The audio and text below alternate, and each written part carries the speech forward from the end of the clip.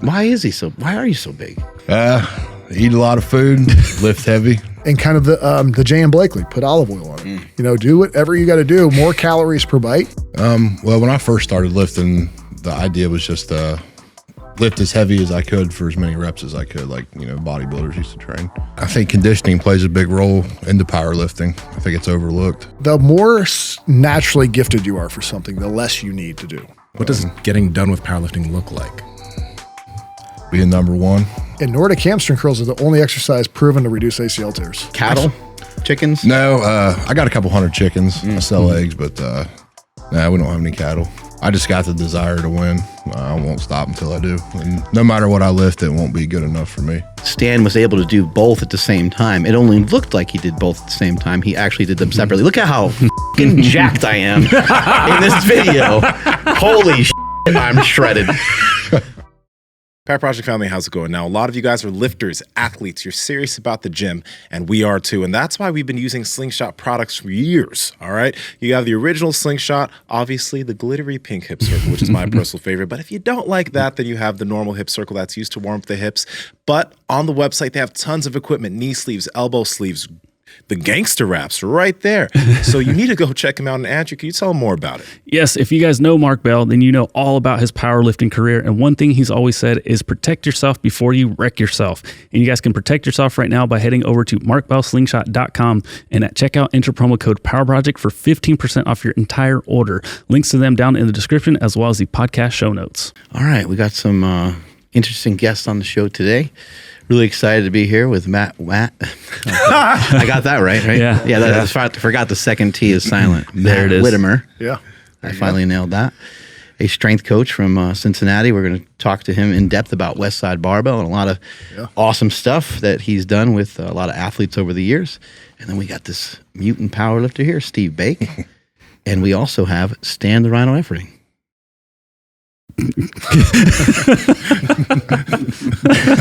I'll leave the rest to you guys.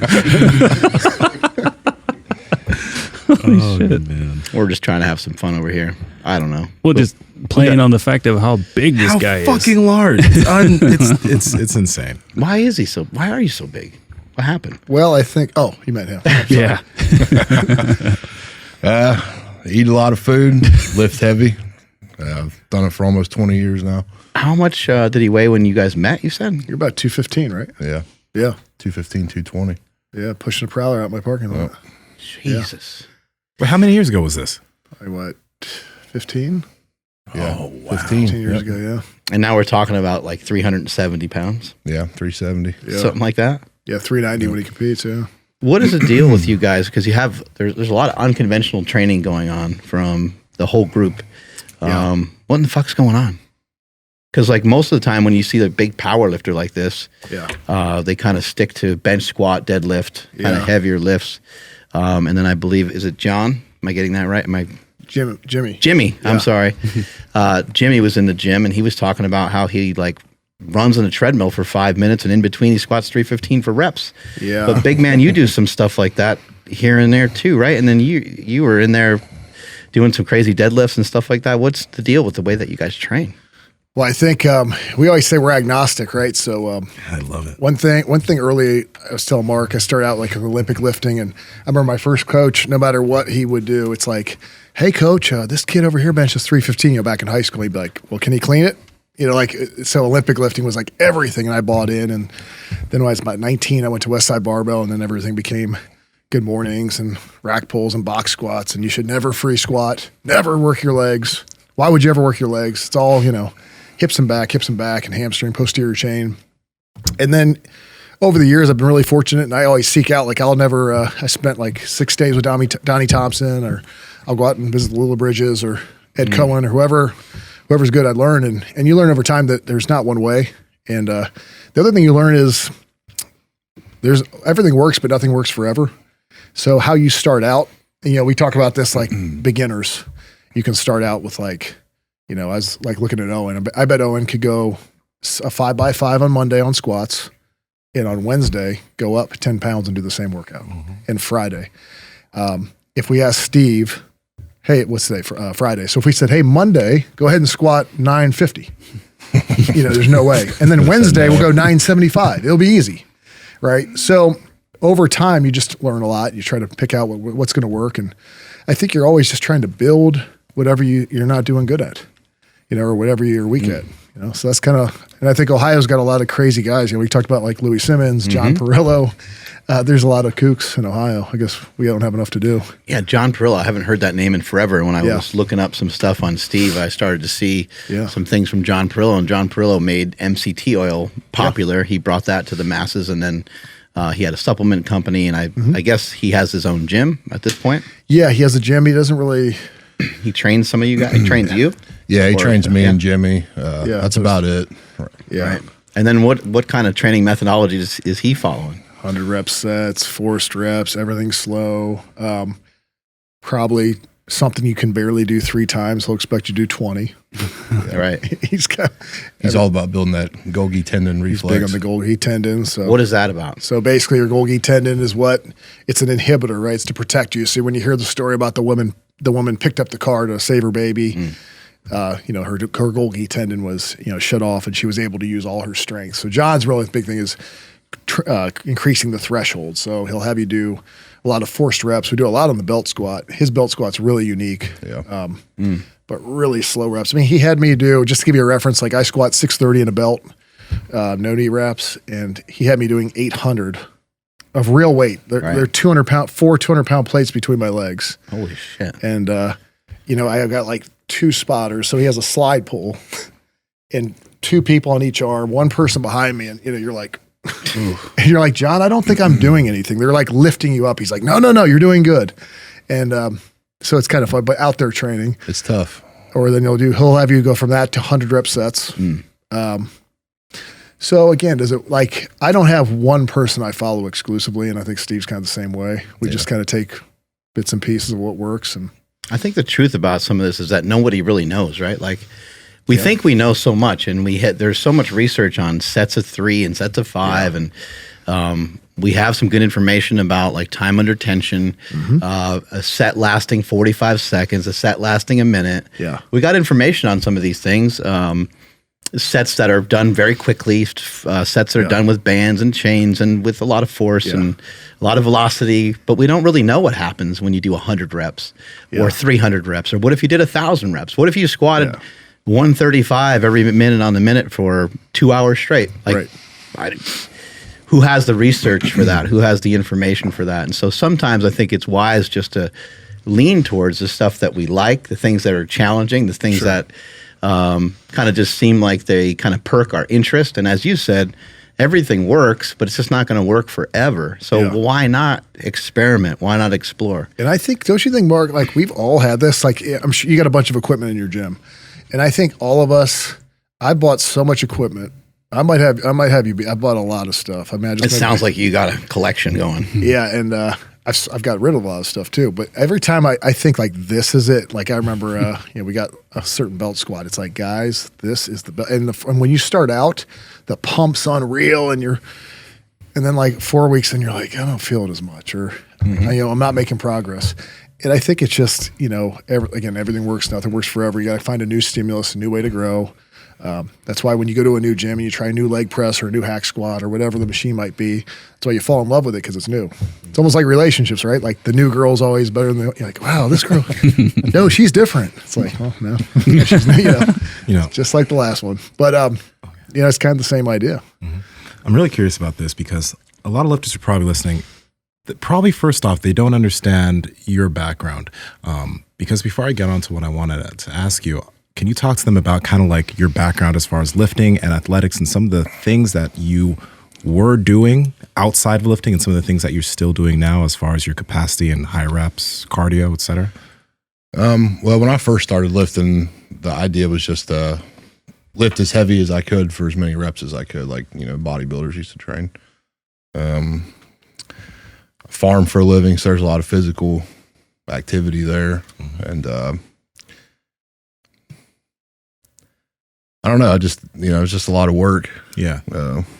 The reason I was asking is some of the things you're telling me, like, for example, you did a mile What was it that you did? Prowler mile. It was a burpee mile. The burpee mile, yeah. Burpee mile. Burpee You did the mile, prowler mile too, broad right? jump.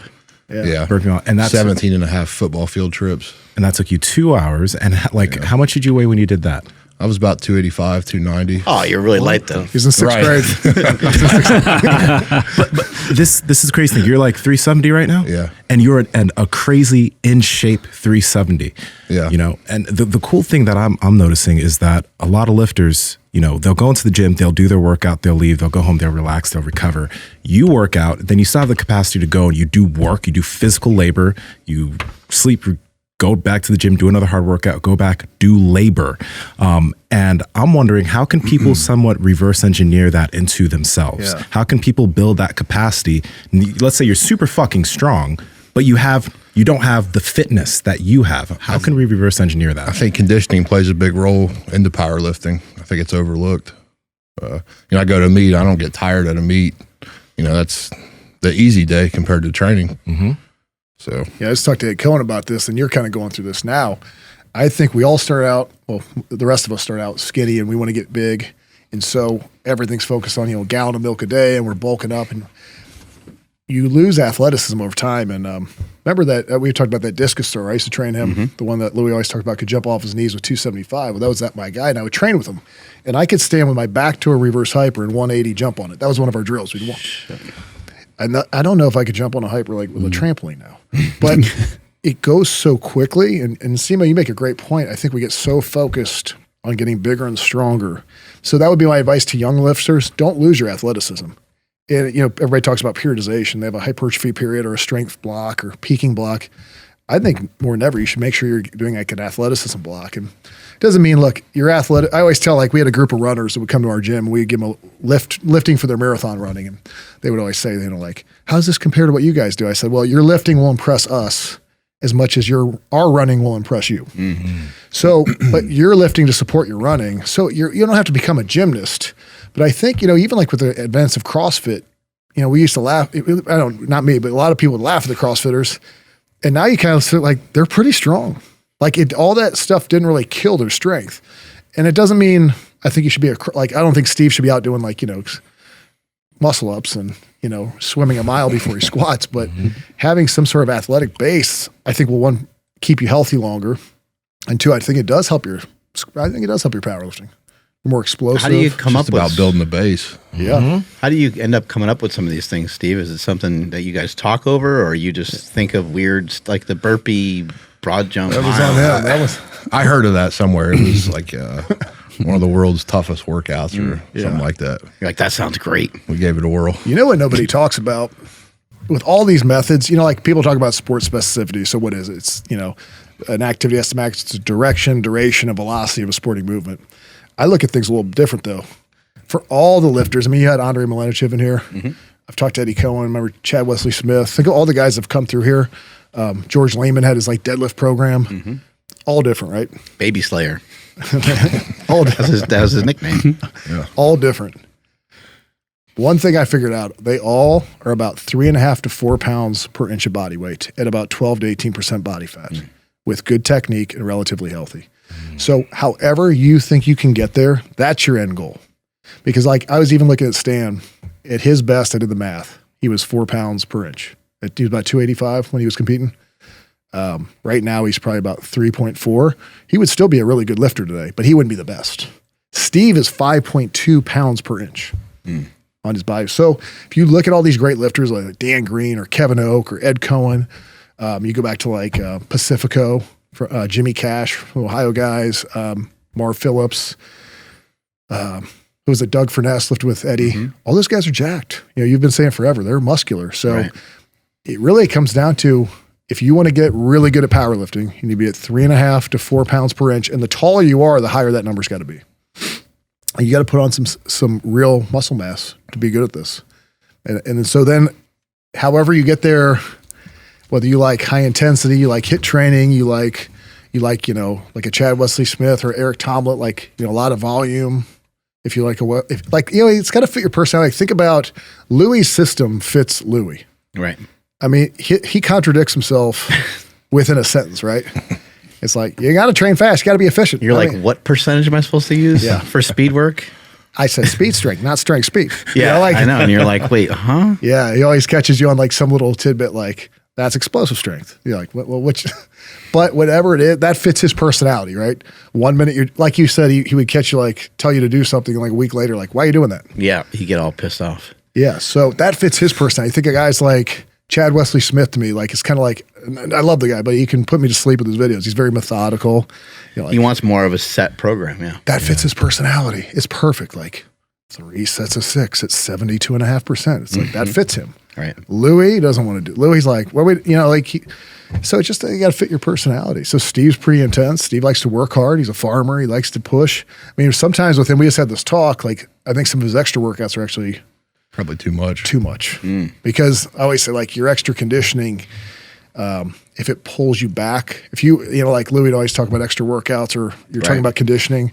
If you're conditioning, if you walk into squat and you're like, oh my God, my legs are shot from the prowler, then you overdid the prowler. Steve, what do those workouts look like? Those extra workouts that we're talking about? No. A lot of sled work, prowler every Saturday, speed work every week. But you probably don't lift 6 days a week. You probably don't ever work out kind of like a normal person. You probably Never. go pretty nuts almost every time. Yeah, it's 100% every time. Yeah. Dude. Okay. So with all that being said, you mentioned 6 workouts a week and you're working on top of that. What can lifters, because there's so many things that lifters can add in, right? Like we've talked about sleds. A funny thing that you mentioned CrossFit and running like 5 minutes in between sets, right? We had Chris Hinshaw in the gym, right? And he talked exactly about that. He's like, for us, in between your sets of movements, maybe go take a run around the gym, come back and do another set. That's going to be something that can increase your capacity. With all of these options, if a lifter, and a lot of lifters have shit capacity, right? Yeah. What are the beginning steps to building some level? Something simple, easy. This conversation is really good because this is what happens, in my opinion, in all things in life.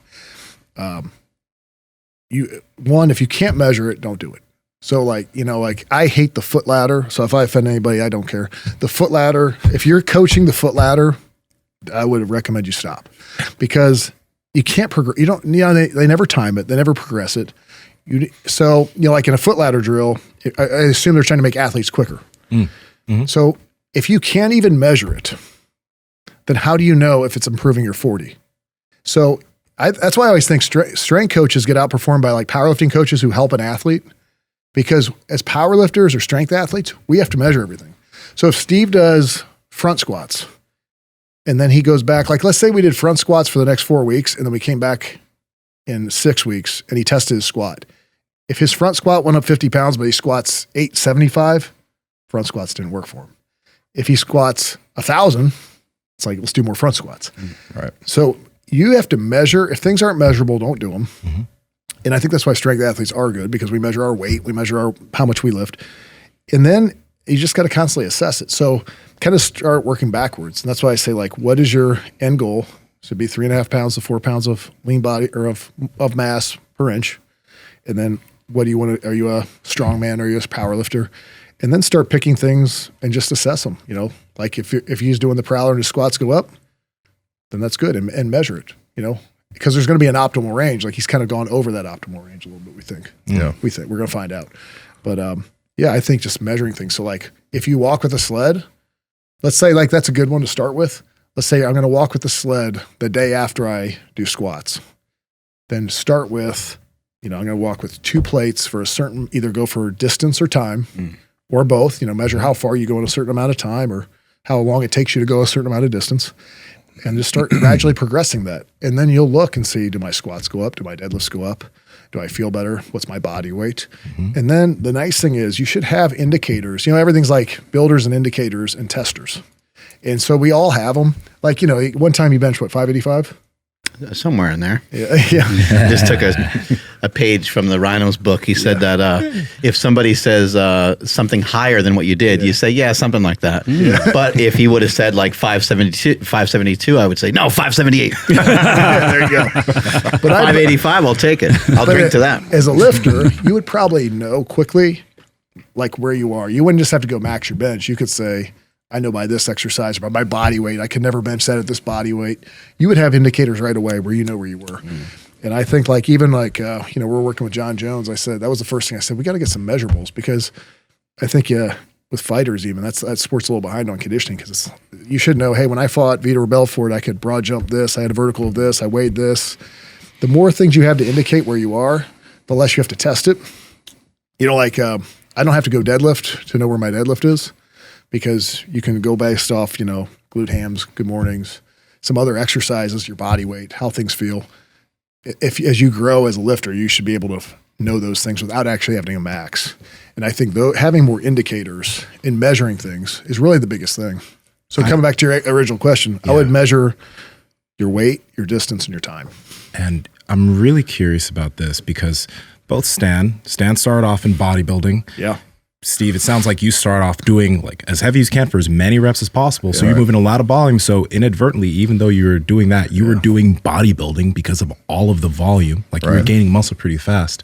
A lot of young guys and women, when they see powerlifting, let's say they're a new strength athlete, and they haven't even built volume up, they just go straight into lifting heavy loads, right? And they haven't built a base of muscle. We had Andre Milanichev even said, when we had him on the podcast, he was like, you should spend your first 3 years volume training, build a capacity for volume, so that now when you go and you try to lift heavy, you don't break yourself, right? Yeah. So if a lifter is getting into this and they're like, I want to power lift, but they don't have anything on their frame, should they focus on bodybuilding, or should they find a way to focus on bodybuilding and lifting heavy too? I put a couple of programs we recommend are like Starting Strength, which is great because it is starting strength. 531 with Jim Wendler.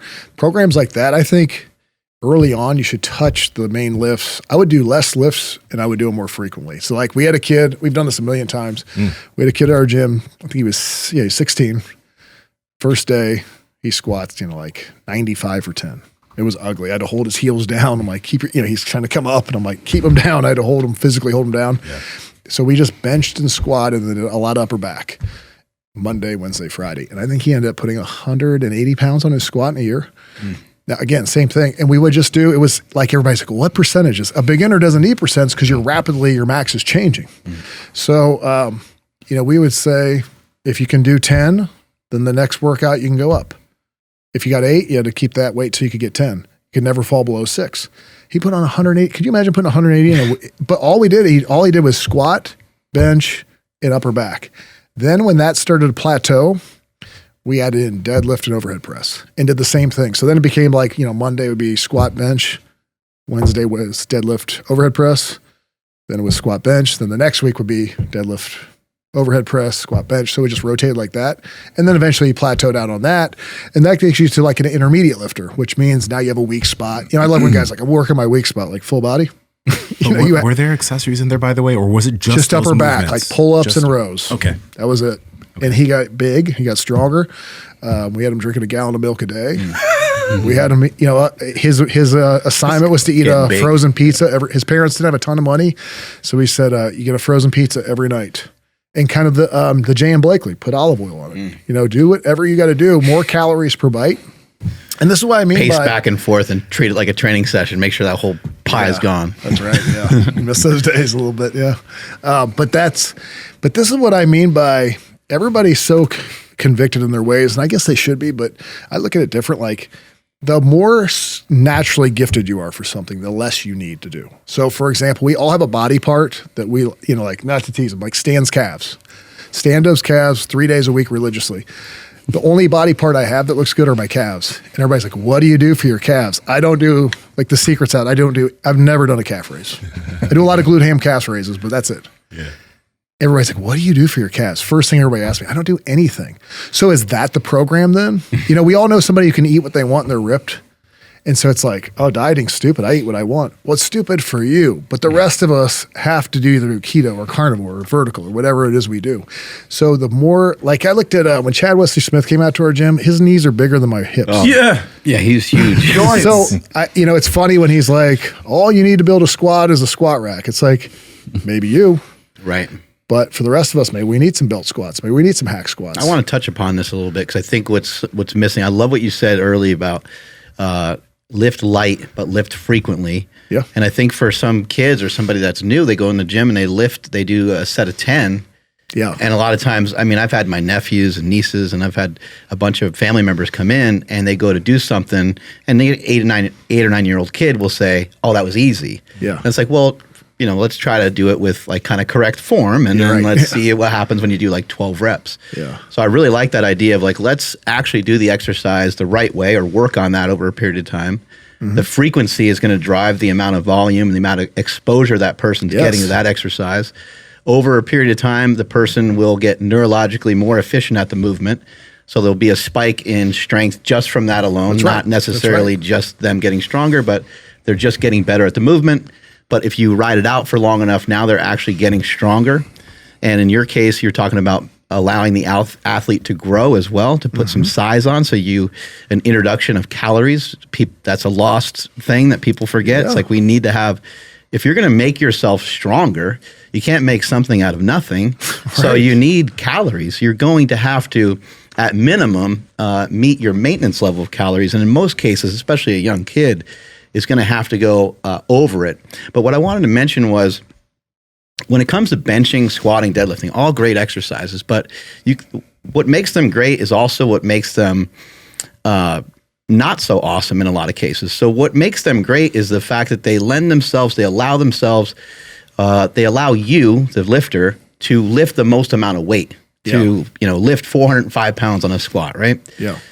If you're new, you can't lift that amount of weight. So how do you get that amount of volume in? And you do so with assistance exercises. That's right. You do so with some of that upper back work you were talking about. Yes. So that was a great point. Chad Wesley Smith might not have to really focus in on leg extensions or doing hack squats, right? Yeah. But a lot of other people will, because a larger muscle oftentimes can be a stronger muscle, because it can help with like absorption and protection, leverages, things of that nature. So I think sometimes we're missing out on the fact that those assistance movements can really carry young lifters very far, because if we can make bigger lats, it'll be easier to make a bigger bench. If we have bigger lats, it'll be easier to have a bigger deadlift. If you have bigger lats, bigger upper back, it's going to be a lot easier to place that 500 pounds on our back for a squat. 100%, yeah. And I think like you make a great, I have another trainer, and we had a kid come in. He wasn't a kid, he was in his 20s. And he couldn't, I mean, you always hear this, like, I couldn't bench the bar. He couldn't do the bar more than 7 times.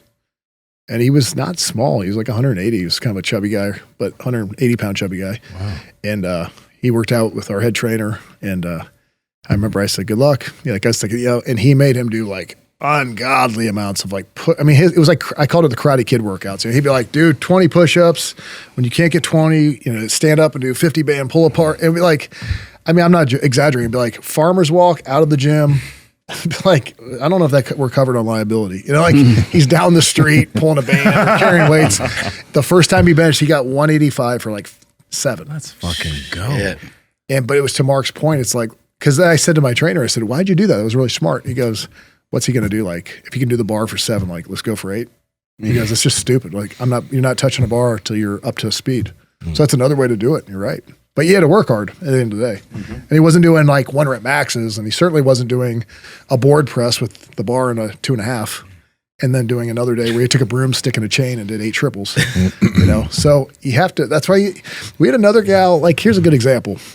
Everybody knows like speed work, right? So, we got 0.8 meters a second, 8 doubles or 5x5 or, 25 lifts at 65, 75%, whatever it is. We had a girl, a woman, she's 53, she's a nurse. Totally, all my people are natural. So, we can't like pull that. I think they are.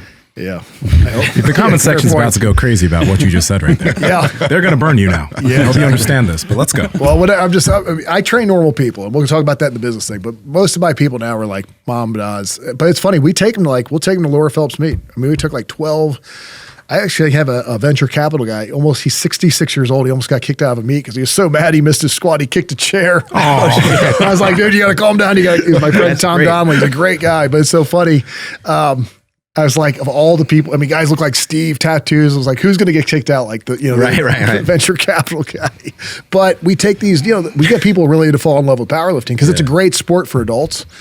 So anyway, this woman, like a lot of people, she could do like, 200 pounds for 10 and max 205. I'm like, we got to find a way to turn you on.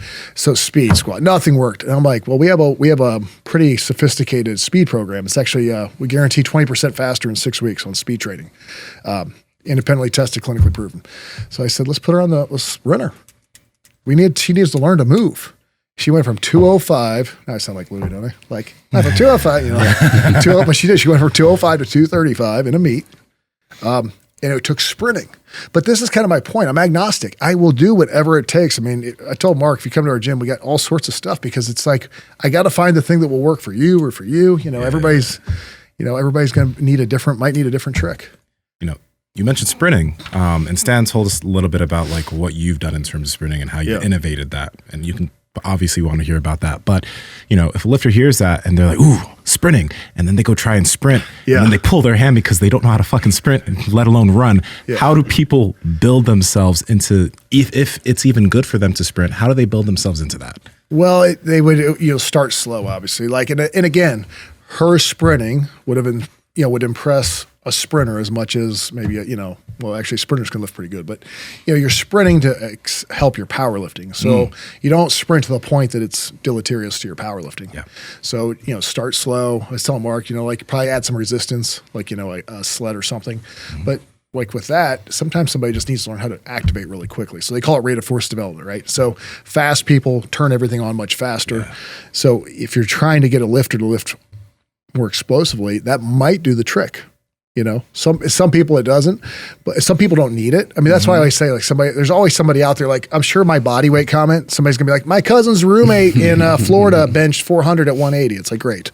Right. Like Spud Webb played in the NBA. Right. I bet the rest of the 5'7" guys are not making it. Right. Yeah. There's 4 guys under 6 feet in the history of the NBA. So I would say you probably need to be at least 6'2" to play in the NBA. I would say you need to be big to powerlift. So maybe the first thing with a sprint would be to figure out a way to slow it down. So what do we got? We got a hill. Sleds and hills, yeah. Yeah, sleds, or hills. backwards even. Right. Yeah, or start with jumps. I was going to show you. You were mentioning backwards backpedaling.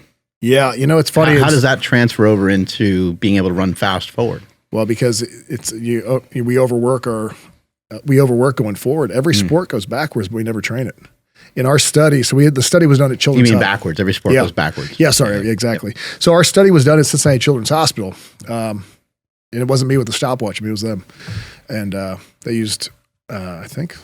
I don't know the exact number on this code, but it was a number of athletes, and we averaged 20% faster in 6 weeks. But they also did they do a double blind.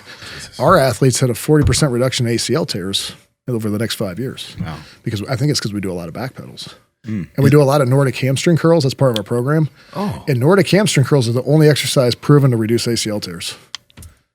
Yeah. Now I'm curious about that too. What is the sprint, like the treadmill that you use specifically? Yeah. Like, what is that? Because most gyms don't have that. Yeah, we have it specially made. It's a pretty big deal. What's special about it? Good. Well, one, it's big, and like Steve could have you ever been on a treadmill at a regular gym? Regular, yeah. I mean, I can't even imagine. I mean, but he likes to bounce. Well, now,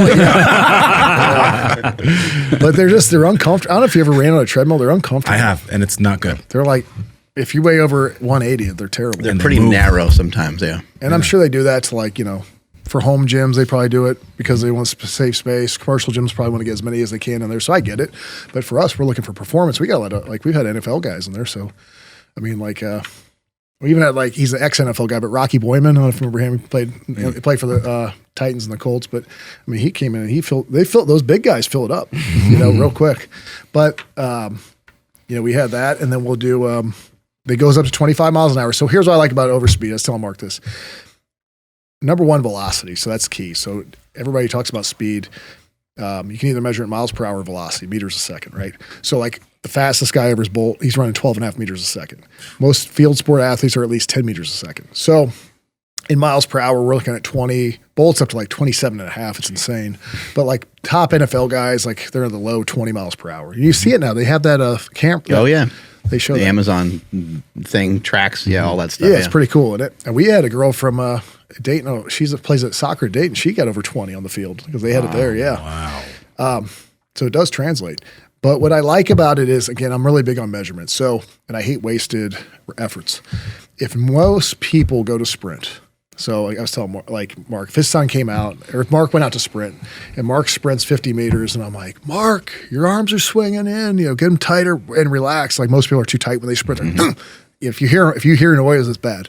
Most sprinters, if you watch them on TV, their eyeballs, their face is bouncing. It's just so loose. If you hear whole jaw, mouth is relaxed. yeah, if you hear that grunting, like in Stan's Hotel, but if you hear any of that, you got to stop it immediately. But if somebody runs 50 meters, it's like you're way too tight, your arms are crossing.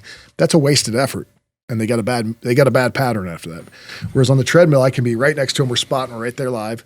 We put a mirror up. Some people like it, some people don't, but I like it because then they can see it and they're like, relax, arms in front of you, stay loose. So no wasted reps. We can coach them right away. I love filming our first session because from the first run to the last, we basically fix people's form in one workout. Number two, I can control volume and intensity because if a kid runs, if you tell a kid to run 65%, that's tough. It's like, hey, run this 100, but run it at 65%. And they're not used to running, maybe. Yeah. So especially, right? Yeah. And even if, what's that even like for us, and I'm a pretty experienced coach, like if you said run 65%, it's like, well, I don't know. I'm like this, like, what's that mean? So if I want to control volume and intensity, I can control it 100% because they're sprinting on the treadmill. I can set the exact speed. Number two is that you're going 0 to however fast. If I have them running at 20 miles an hour, there's no buildup. You're at 0 to 20 now. Whereas everything else, there's a buildup. So it really teaches acceleration because you got to go now. And then there's also the fear factor. I was telling Mark, we spot every run, but there is something. When you stand over that treadmill and you kind of, it's humming at 20 miles an hour. Stan, you've seen it. It's like, when 20 miles an hour is like, and you got to jump on it. It's like jumping off a cliff. You're like, why would I do this? Yeah, I think I've seen you guys with Jon Jones on there, right? 100%, yeah. He ran 20. He went from 16 miles an hour to 20 in 6 weeks. Wow, that's insane. What's overspeed? Like, what is that referring to? So they're running faster than they normally could, and that's what I mean by that. So we're taking you to a place you've never been before. How does it get you there? How do you run faster than you just really can? So if you think about it, if you're used to running 18, I'm going to put you at 19. I see. And the other thing is, so the treadmill is going faster, yeah. And you got to just figure out a way to move your feet. Basically, yeah. And then how long are you able to hold that for? Well, that's the nice thing about it. We can increase speed, acceleration, and capacity. So if you think about a 100-meter dash, the fastest guy might not always win because it's who can get to top speed first. Decelerate the least, right? And who deaccelerates the least. So the longer I can accelerate and the slower I can deaccelerate, like let's say we race and you run 23 miles an hour and I run 25, so I assume I'm going to beat you, but you get to 23 faster and you hold it longer, you might actually beat me. And so we can increase capacity. The other thing we do is you think about it, no one ever works the hip flexors concentrically, but you do. You're doing it now with those reverse squats.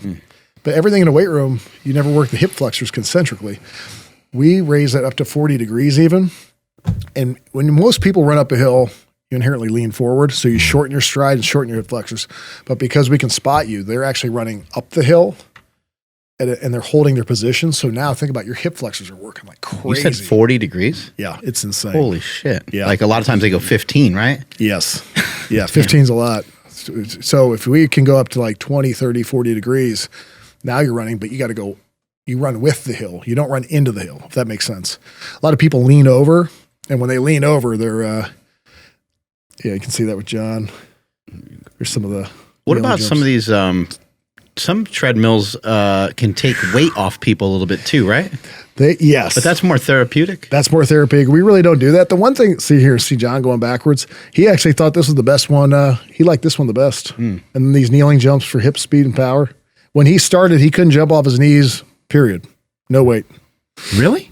Whoa, you mean like no weight? He couldn't? Yeah. Is it because of the extra weight? Because he's had great movement ability. Yeah, I think he was out. He had gained the weight, but like kind of like we talked about, he had focused on. He's running really well. Look at that.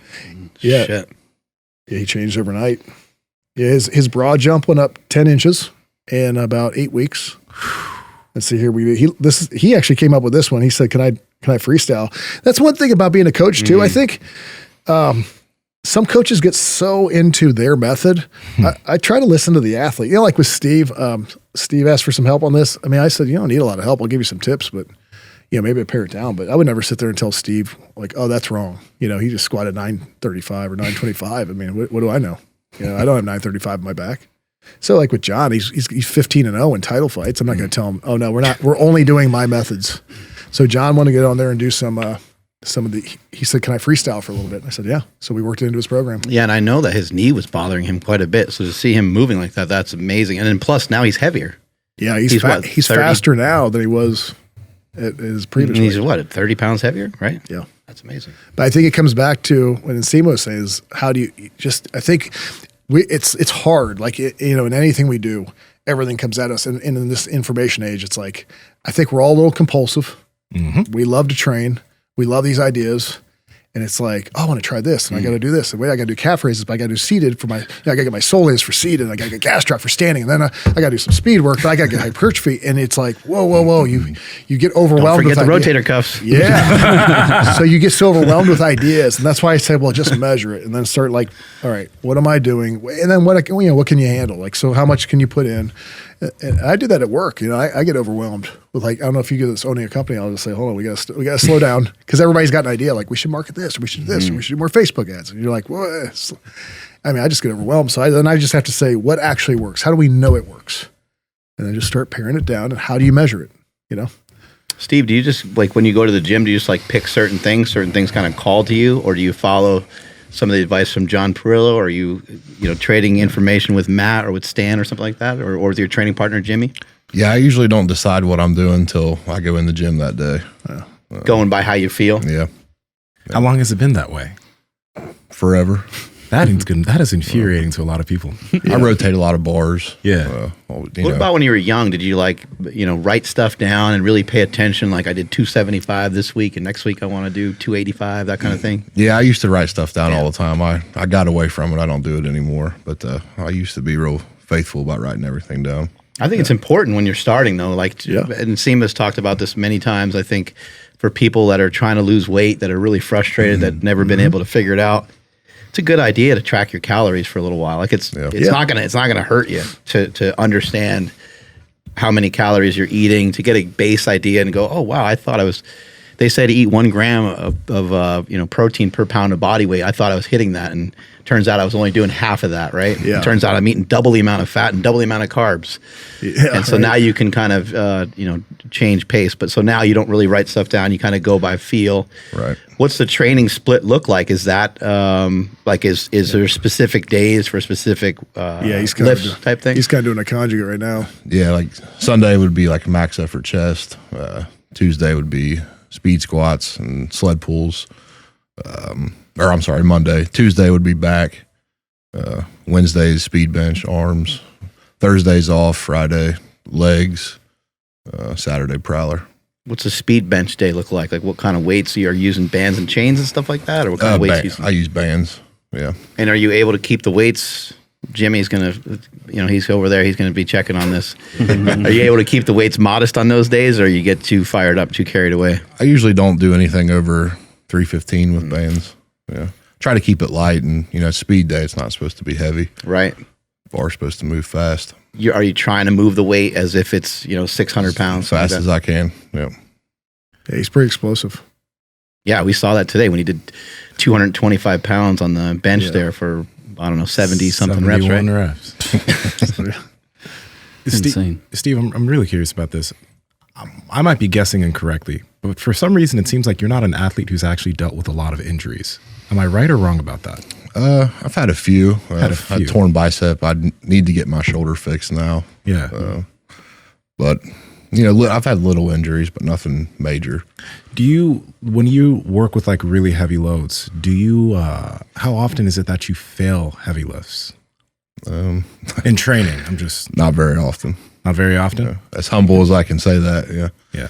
So that means like, you're pretty good at like picking what to do on a certain day. Like even though he's mentioned that you guys like you sometimes overwork yourself. You don't ever work with something that you're not able to move. Right. Yeah. Has that been that way for a long time or more recently? Been that way for a while. Okay. If I can break my PR by 5 pounds, that's good enough for me. Mm-hmm. Yeah, you crushed, I think it was 805 today, and then you went up. And I think the lift before 805 was a little bit slower. Then you corrected yourself with 805. You got your knees wrapped by Andrei Milanichev, which was a little different for you. You mentioned a lot of times you wrap your own knees and stuff. So there's a little adjustment there. And then I think we went to like around 945s on each side. And I asked you, like, you want another plate? And you kind of laughed. You're like, no, like I'm going to go with a quarter. Those decisions are hard to make, like the things that you can do versus the things that you probably should do. Right. oftentimes that's right where we get hurt. You know, it's like, yeah, I want to hit this extra plate because we're filming this and because we're making a thing of this today. But you still ended up with a really good squat for today. You hit a 935 squat, right? Yeah. 925. 925 squat. Wow, he didn't take the stand approach. Yeah. Yeah, the anti-stand approach. And then like next week when you train, you know, I know that, you know, you're mentioning these max effort workouts. What will the next max effort workout for your lower body look like? Will it be maybe like a deadlift or a variation of a squat or something like that? It'll be a deadlift. I'd deadlift and squat the same week, every week. You know? So, You know, I'm also curious because, like, you are, as far as your total's concerned, I don't know where it puts you as far as rankings and all time, but what are the goals for powerlifting? And do you have goals for strongman? Because seeing as you said you've worked on a farm, you have the ability to move really fucking well, you have amazing capacity, you're 370 pounds, you seem like somebody who would also demolish in the pro strongman circuit. Is that even something you've thought about doing? I've had a lot of people ask me that question. I don't think I have an answer for it right now. I don't know what I want to do after I get done powerlifting. What does getting done with powerlifting look like? Being number one. Gotcha. Yeah. What's your total now? Sorry, Andrew. No, go ahead. Total 2,400. I'm 14th right now, all time. In 308, I was second behind Lily Bridge. I had the highest total in the world in 2019 at 308. And then how do those lifts break down? I know you squatted over 1,000, right? What's your best squat? In a meet is 9, but I've squatted 1,000 in the gym, bench 645 in a meet, and deadlifted 855. So you'll need like everything to kind of come together on one day. Got to have that perfect day. Plus maybe a little extra spice on top because the all-time world record is 2606 by Daniel Bell. Yeah, that's a tall order. It is. Yeah, how are you maintaining your mobility? As silly as it sounds, I mean, I'm impressed by everything that you've been doing today, but the first thing that I saw where I was like, oh, he's different, was you squatted an empty bar and you had perfect form on that. Normally, I see a lot of big power lifters that are a little stuck, right? They need to actually add a lot of weight to get crunched down into that hole. He's talking about me in the stand. I am talking exactly about these two gentlemen right here. Usually the bar is the hardest set. Yeah, so I'm just curious, like, I don't know, like, what's going on there? Like, because you, like Nsima said, you move extremely well for anybody, let alone somebody this big. I think it just relates back to, you know, box jumps, prowler, sleds, just constantly doing something. Plus your farm work. Yeah. Yeah. Why do you think that no one knows who the fuck you are? First time I saw you was the lifting vault video. Yeah, I didn't even know that was being put out there. Well, his social media manager over here was telling me about that. Even do that. He was mentioning that, Steve was mentioning to me that he didn't even know that he had the biggest total like in the world for a period of time. Someone like sent him a screen capture of it. He's like, oh, that's pretty nice. How neat. Yeah, how neat. As I go chase some more chickens on the farm. Right. Yeah. Better chase that chicken. I've never been big on social media. I do my talking on the platform. Need to get like videos of you like, you know, carrying buckets and like, you know, picking up cows and shit like that, I guess, right? Like the original Samson. What kind of farm are you managing? Is this a family thing that's been going on for years? Yeah, I'm actually the 5th generation. Grain, a lot of soybeans, corn, raise sweet corn in the summer.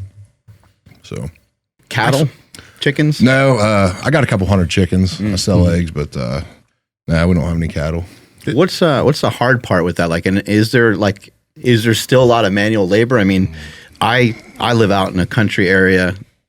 It's really rare for me to see people. I see like big ass fucking tractors and I see a lot of machines, but I don't see that many people. Yeah, it's not nearly as manual as it used to be, you know, with my dad when he was growing up, but it's still work for sure. Up early type thing? Yeah. And you've been doing that since you were a kid. Is it like, are you up at like 4 o'clock in the morning, that kind of thing? Not quite 4. Maybe your 6, dad's up then, huh? 4:15. Yeah. Yeah. What about so it's funny because like a lot of powerlifters are going to be listening and they're going to want that one takeaway or like that one gem, and they're going to adjust their workouts and stuff. But one thing that we're always talking about, and you can't see it, but the shirt I'm wearing today just simply says think less.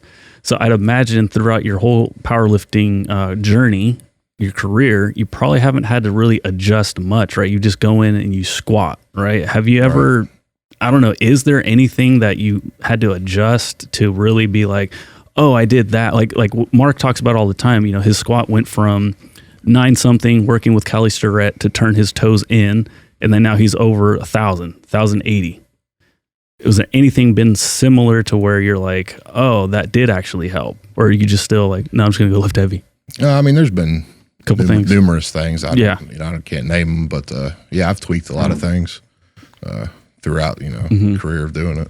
Yeah. Absolutely. And then Matt, so like as a coach though, like once you get into these high numbers, you can't really like, I mean, what do you do if somebody's at that point? Like where can you start to break down to be like, we need to start addressing this and that? Yeah, I mean, today we saw, like just a simple cue, driving your head into the bar harder. Right. Because if you notice on the one where he didn't do well, he kind of went like this. Yeah, the bar moved on him a bit. Yep. Yeah. And so I just said, hey, when you get in there, your first thought should be drive back. Like, so Steve's got insanely strong legs. I mean, if you watch him, we should do like a leg press video with him. Your leg press is insane. When you go out to John's. I mean, That's a heck of a leg press. Oh my God. John, he's got a really, Only one in the world. But so he's going to drive with his legs really well. For him, it's just a matter of like remind him to, it's not like you're weak, it's just drive that bar back. So sometimes it's just little tips. Yeah, and you know this from working with some of the best in the world, from seeing Jon Jones, from seeing this guy and what he's capable of doing. I think we make the mistake sometimes in thinking that we don't have anything to offer because you're like, well, no one really knows about lifting these weights. I remember when Eric Spoto was around, Eric would actually get pretty nervous about certain weights and certain things. And I said, hey, man, don't worry about it. Like, I don't know about lifting these weights, and no one else in the world knows about bench pressing these weights that you're about to bench press, but I do know how to get people stronger. And I was like, and so does that guy. And I pointed to Stan, and it just calmed him down and put him at ease on the day that he hit his all-time world record. Think about it. Like, number one, you got to, I was fortunate from a young age. I was working at a D1 school. So I always say respect the athletes. Because I remember there's a guy named Jim Sweeney, played for the Pittsburgh Steelers. And in Pittsburgh, the facilities were aligned. And my boss, Buddy Morris, trained him. And one of my first coaches, a guy named Joe Collins. And so Jim Sweeney would do close stance, safety squat, bar squats, no box. And he was strong. He's like NFL offensive lineman, played 10 years in the league. Kind of like built like you, but taller, just a big, strong guy. And I think he did like 5 plates for 10 on the safety bar with a close stance. And my buddy Joe said, could you imagine Louie in here telling him like, that's all wrong. You need to squat wide. You need a box squat. Out wide. And he just made the point. He said, look, you need to respect that guy. For 10 years in a row, he's prepared himself and successfully played in the NFL. And it was a great lesson because you go, when I worked with John, I said, you're 15-0. We're not going to, we're not here to like salvage you. You're not like 2-8 and we're here to rescue you. We're just here to add some value.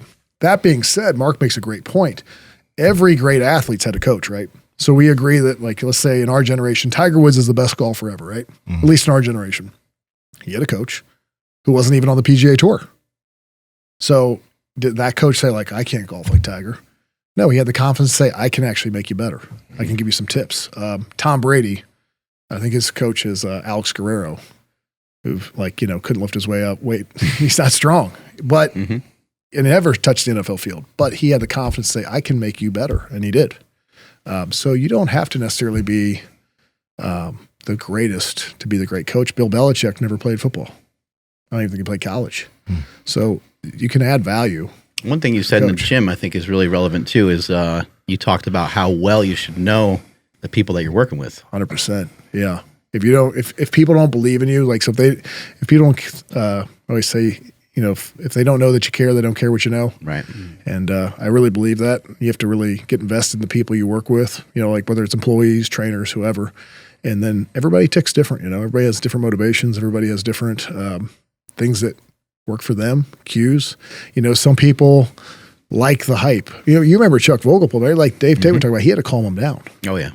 You don't need to slap him. You need to actually stay calmer. Some guys need a kick in the ass. I mean, so it's kind of reading your audience and knowing your audience and how you're coaching. Some guys want to be yelled. And sometimes, you got to know when to play that card. Sometimes you do need to yell. Sometimes you need to, sometimes they need to hug, and it all changes. Right. I get told I train the wrong way all the time. Well, who else tells you that? Oh, lots of people. But I said, I'm keep sticking with what I'm doing. Yeah. I know you're enjoying this clip, but listen up. We have this beef company, Piedmontese Beef, that no matter what diet you're doing, whether it's low fat, high fat, carnivore, keto, whatever, they have perfect cuts that are going to fit your diet perfectly. And the cool thing, Andrew, less connective tissue, so you're not going to have those gristly, nasty things that you have to spit out when you eat beef. That's what those are? That's what those are. Oh, and Piedmontese doesn't have that. They don't have that because the cows are jacked, lack of connective tissue, buttery when you cut into it. Amazing taste. So, Andrew, how can they get some Piedmontese? Yes, sir. It's over at Piedmontese.com. That's PIEDMONTESE.com. At checkout, enter promo code POWER for 25% off your order. And if your order is $150 or more, you get free 2-day shipping. Again, that's at Piedmontese.com, promo code POWER. Let's go ahead and get back to this podcast. Brave people. Shit. Yeah. I wanted to go back to when you had gave the example of the lady that you had sprint to help. So is there a formula or some like very obvious indicators? Because again, thinking about people listening, they're just like, well, shit, I'm going to go start sprinting to help my squat, my deadlift, my bench, whatever it may be. Is that just like a broad statement you can just say for everybody? That's a very broad statement. Okay. Right? So with her, we have a lot of special equipment. So I have a resisted treadmill as well that measures power, and it measures it in meters per second. So if I could set it to 6 seconds, and we have records. Chuck Bondarchuk, the throwing coach, used to call it the web. That's a good thing for everybody to have, like some sort of indicators in all directions. So like a conditioning indicator, an explosive indicator, a strength indicator, because the further if you go too far in one direction, you distort the web, right? So like we talked about this with Mark was talking about, you get too into training heavy for athletes. So if you had like Randy Moss and you're like, Randy Moss, you can't bench, it's like, well, he's doing pretty good. Everything. If you look, the NFL does a nice job of this. I mean, you have they kind of know how strong somebody should be. Like if you're a receiver, we know how much you should bench 225. We know how fast you should be. We know how high you should jump. So the NFL's done a nice job of this. I think in powerlifting, we do a pretty good job, but you could just start creating little criteria for yourself. So you could have one thing you use to test your conditioning, and it needs to be optimal, not maximal. Because again, if you're a powerlifter, Steve doesn't need to run a 4-minute mile. He doesn't need to run a mile, but maybe he knows I do the he does know. He could tell you like, I do the prowler with this much weight for this distance. He knows what he should do. And if that falls too low, he's out of shape. If it gets too good, which is kind of where he's at now almost, it's almost wearing him down. Does that make sense? Yeah, absolutely. So with this one, for example, we knew she started out, it was a really low number, like 12 meters in 6 seconds or something really low. And we got it up to like 18 or something like that, but it was just something to measure that she got better. Now, I don't know if getting her to 20 would have made her squat 250. We don't know that, but at least we had something to push, and we had like a measurable improvement in explosive speed. I would advise lifters to really like not worry about sprinting, especially when it comes to like running. What I would maybe hone in on is being able to go from, if currently all you can do is walk, then work on a jog. If all you can do is jog, then work on a run. If all you can do is run, or if you have the capacity to run, you probably have the capacity to do some sort of half-ass sprint and going like up a hill or something like that. And I would peel it back a bit, because you're not trying to be a sprinter. Yes. You're trying to have it enhance other aspects of your life and other aspects of your training. So with that said, could you get really good hamstring recruitment, calf recruitment from running a hill, and you're just doing it at like a 7 out of 10? And you do multiple, and let's go back to the frequency. Let's see if we can get some frequency, a little bit of consistency. And now you're also adding in, Nsima and I were playing around with the sled yesterday, and of course, like we started with 2 plates, and next thing we know, we had 5 plates, and he kind of took off with one, and I just was like, hey, it's new, be careful, So anytime anything's new, be insanely cautious. I mean, I'm talking about insanely cautious. If you're changing your foot stance, if you're changing your shoes, I mean, the stronger you are for this guy, for me to interrupt him during a squat and say, hey, let's go 1.5 inches out on each side. I mean, it's like, holy shit. That would be when the workout's done. Hey, Steve, have you ever tried this before? Going out a little wider, or have you ever tried going a little closer or pointing your toes out a little bit more? Let's see what that feels like with 2 plates. Like, let's go with like 20% of your max. I didn't do a good job answering his question. So this comes back to what we talk about. Everybody's different. So like for Steve is 370 pounds. When he competes, he's closer to 390 versus somebody who's a 120-pound woman, right? So yeah, like Steve sprinting could end badly. So maybe if I want to get Steve more explosive, which would, he does box jumps, we'd add box jumps or a broad jump, something that's lower tax. That we could say, boy, like this is not the case. But if Steve were slow, Steve's thinking, "Fuck that! I could go sprint right now." I can see it in his face. You're not wrong. You can feel it coming off of it. I know, right? Yeah, that'd be the next Always got one podcast. good What happened to sprint in that me. Steve Bate guy? Well, That'd be the next podcast. He tried sprinting, but like you can use any metric. You just have to be consistent with it. So like with Jon Jones, for example, he came out, I was like, well, how do you measure your explosiveness? He goes, I don't know. No one had measured. I said, well, let's get a broad jump. I would prefer a vertical jump, but we didn't have a vertical jump measure. Yeah. So I said, well, let's use a broad jump. He's not a professional broad jumper. And I know a ton of guys who could out broad jump him. I don't know anybody that could beat him in a fight.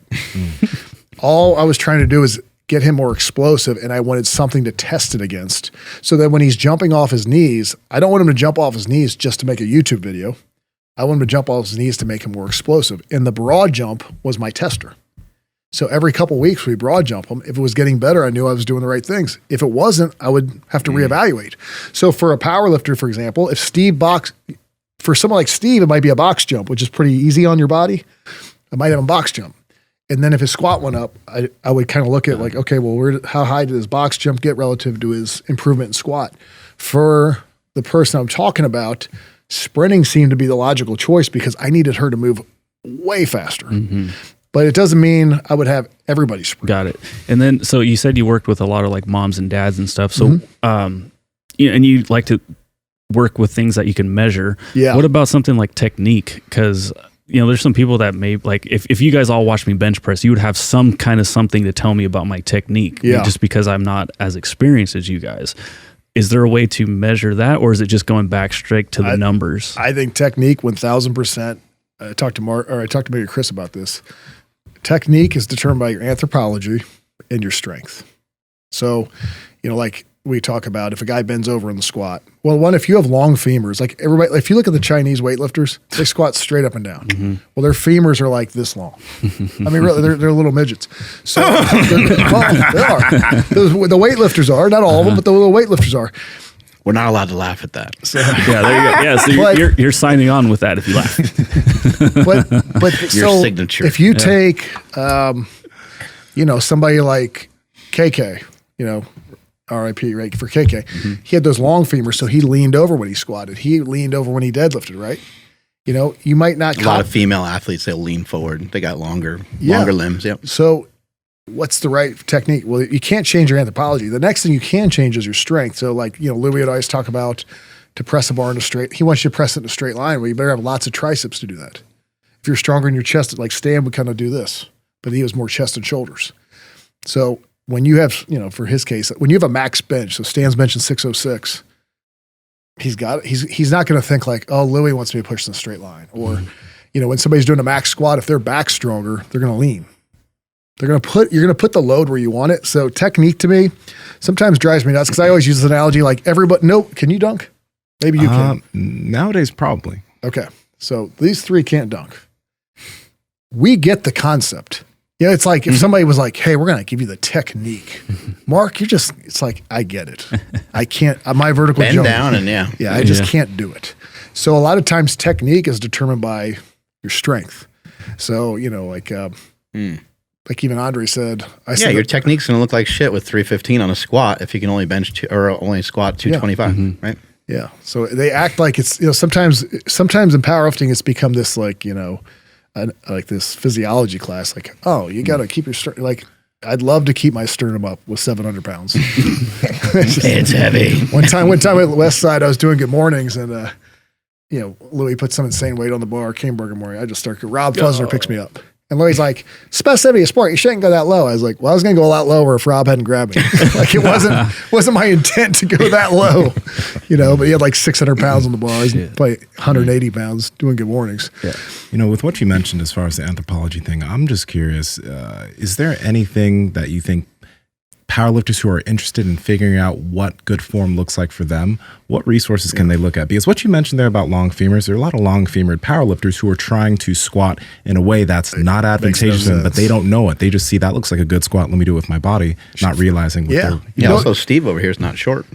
Yeah, but he's got he's got a longer femur, shorter legs, so he's going to squat. He squats more upright. You look at even Stan. I think that's why Stan probably had to go so wide because he's a little longer. Stan's a cheater. Yeah, that's right. But yeah, I think you got to build models. Like whenever, even like I trained a lot of Bengals for one time, and we worked with pro athletes too. But so like if you're a 5'9" sprinter, like a Dennis Mitchell type guy, if somebody comes and they're 5'9", they say I want to run in the Olympics, then you kind of like I should look at Dennis Mitchell, who was like a silver medalist in the Olympics. I wouldn't try to get you to run like Bolt. Bolt's 6'5". You kind of got to pick your model. Stan worked with some sprinters at the University of Oregon, and he talked about they got way faster, and then they got too big, and they started pulling hamstrings. And that's what I mean by optimal. So Stan trained them. They started lifting, squats, cleans, doing less running. They got way faster, and they probably got in love with it, and then they go, oh, wait, I got too big. So it's that optimal range. So you should start to look at people who kind of fit your mold. I mean, if you're not 5'5", you should not look at, Sean Frankel as a model. Right? All right. If you're 6'2", you should probably look at somebody who's like 6'2". Yeah. And along with that, we were talking about what just like things that lifters should be able to do to increase their capacities. I wonder if you don't think that this is, if you think that there's nothing too general here or there's not a suggestion here, that's fine. But I'm curious, do you think that there are minimum levels of abilities that a lifter should have to be able to have good longevity within the sport? Like, what are the things that they should just be able to do that most aren't doing? Well, I mean, we've seen guys. I mean, remember at Westside, even Dave Tate said it. I mean, like, I remember going to Pitt with Louie and Dave Tate, and like Dave Tate walking like from the gym to, I forget where we were going. It was like, is he gonna like? Do I have to know CPR? I mean, it's frightening how bad some of those guys get. I mean, I think you should be at least able to walk a mile in 10 minutes. I mean, something simple like that. I mean, I think you should be able to pull a sled for a quarter mile pretty easily. 2 plates for a quarter mile, or maybe half your body weight for a quarter mile, stuff like that. Yeah, that should be easy. Yeah. It really should be. I think if somebody could set up some standards that, like, as a powerlifter, you should still be able to do this along with being very strong. Well, it's funny. I've talked to Stan about this. I should pull him out because get his opinion on it. But I watched him kind of from afar when he was training with you. And I said, his best meet I thought was the first one where he squatted 854 with no knee wraps. I got a lot of reasons for this. Okay. Well, maybe you'll know better than I would. But I said from afar, like he got into the squatting every other week and bench every other week, incline every other week. And I said that worked because he had done so much volume preceding that first meet. And I said, I didn't think he got a lot better after that. And I think that comes back to all that work is helpful. Now, when you peak for something, then you peak. But I would stay general. Even like Andre Malenchev was saying, like he didn't go heavy very often. It was a lot of reps. I think you need to stay general. Andre had the same peaking. Like I would say I average when I've helped a handful of guys. They average 80 to 100 pounds on their squat. And my guys, I would say, are in the 600. Like I've had at least 5 guys go from 600 to 700 in 10 weeks. The number one thing they tell me, they've all tried Westside, and they're like, Westside didn't work for me. And then I said, well, try it this way. And they're like, the speed days are 10 times harder. When I did it, like speed day was nothing. And they're like, and I did way more volume doing what you asked me to do. And it doesn't mean I'm like a guru or anything. I'm just saying that's very true. I had 3 guys in the last couple of years. One went from 515 to 615. One went from 6 1/4 to 700. Another went 6 1/4 to 700. All in 10 weeks. All totally drug free, raw, no gear, anything like that. But the biggest difference is I make them work a lot harder. But the peaking, I asked Andre what he did. The peaking's identical. I think the end is, like I got a buddy who's a golf pro, totally unrelated. And I was one of my clients was taking me out on like a golf trip. I'm like, you got to help me out. I don't want to look stupid. And he said, look, All this other stuff doesn't matter. The impact position, all pros get to this position. So how they get back, but they all end up here. And it's funny, I think lifting's the same way. It's like, here's the final product. Here's the important part. Everything before it, a lot of people have different methods. You know, Stan told me, you can validate this. He said, I did not touch a barbell with flex wheeler. He said, when I went to Mark's, I did 405 for 5. It felt awful. Yep. But then he finished with 850, 854, sorry. So the ending was the same.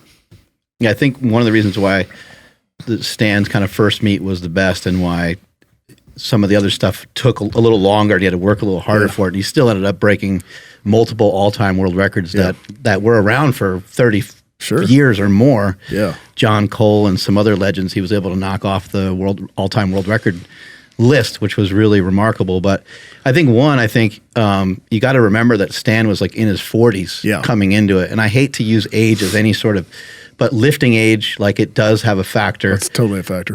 For him to do what he did at those ages, like it's unbelievable. I haven't seen anybody else, do that before. And it's just really rare. I mean, it's kind of unbelievable. So it's at the end of his, he got his pro card in bodybuilding. That was a dream for him. Yeah.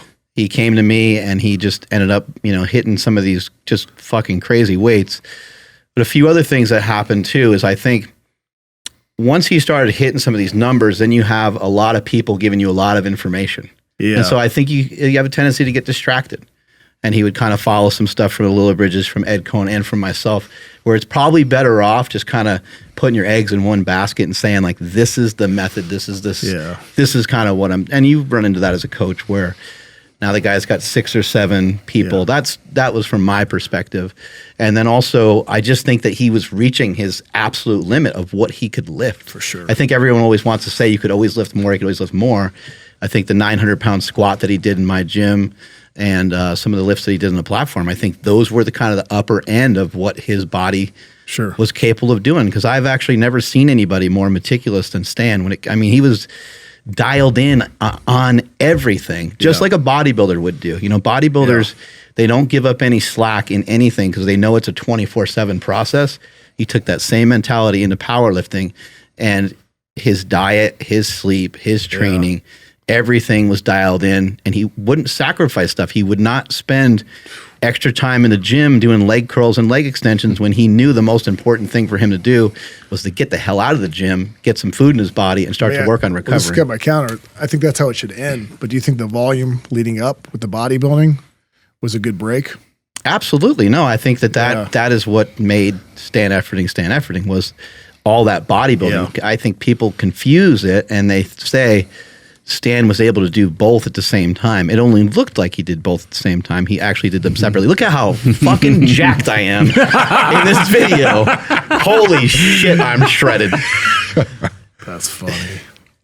17 raw eggs. But yeah, Stan did it, before the Liver King. Where's Liver King at? This is Stan inventing the Liver King right here. That's crazy. So round, Mark. Who are you motivated by, Steve? Like when you're watching some of these other lifters that are out there right now, who kind of inspires you to keep pushing the weights that you're pushing? Not a lifter. It's my dad. That's my driving force. And your dad, he's not too fond of your lifting. No, he's not. What is he? He just thinks you're a big pussy? What's his deal? He's just a no nonsense kind of guy. He's old school. Yeah. You're wasting your time lifting those weights. Yep. What are you doing? Yep, pretty much. And then you told him you're coming to California. I mean, he must just think like he lost his son. He must be like, fuck this. He said, what are you going out there for? And I said, to work out. And he just lost it. He's like, man, he's never coming back. He's probably going to end up bodybuilding or something. He probably don't even know what that is. Nor would he care. He doesn't lift. He just has been kind of big and strong, just from kind of the farm work. You remember, was that, who was the guy that was a real big lineman, got busted for juice? When his dad like that? Oh, I'm not sure. The farmer, he played for the Packers. Was it Atwater or? Was it Tony Mandrich? No. Yeah, Mandrich. Oh, yeah. I think his dad was a farmer, and he said he like loaded up 405 on the bench, and he went in there, never lifted. Wow. Yeah, something like that. some of that farm strength. What do you think, because I know that people are going to kind of harp on your background, and what do you think is something that really carried over into some of the success that you're having in lifting? Because when Nsima was asking you kind of like, what's the next goal, you've definitively said to be number one, and you haven't said one other thing on the show where you were that definitive about anything. But that in particular, you were like, I want to be number one. Does that come from some of the work ethic of growing up on a farm and the things that you were responsible for when you're young? Yeah, it does for sure. I just got the desire to win. I won't stop until I do. And no matter what I lift, it won't be good enough for me. You know what's funny you were saying about like sticking with one coach and like not overthinking things?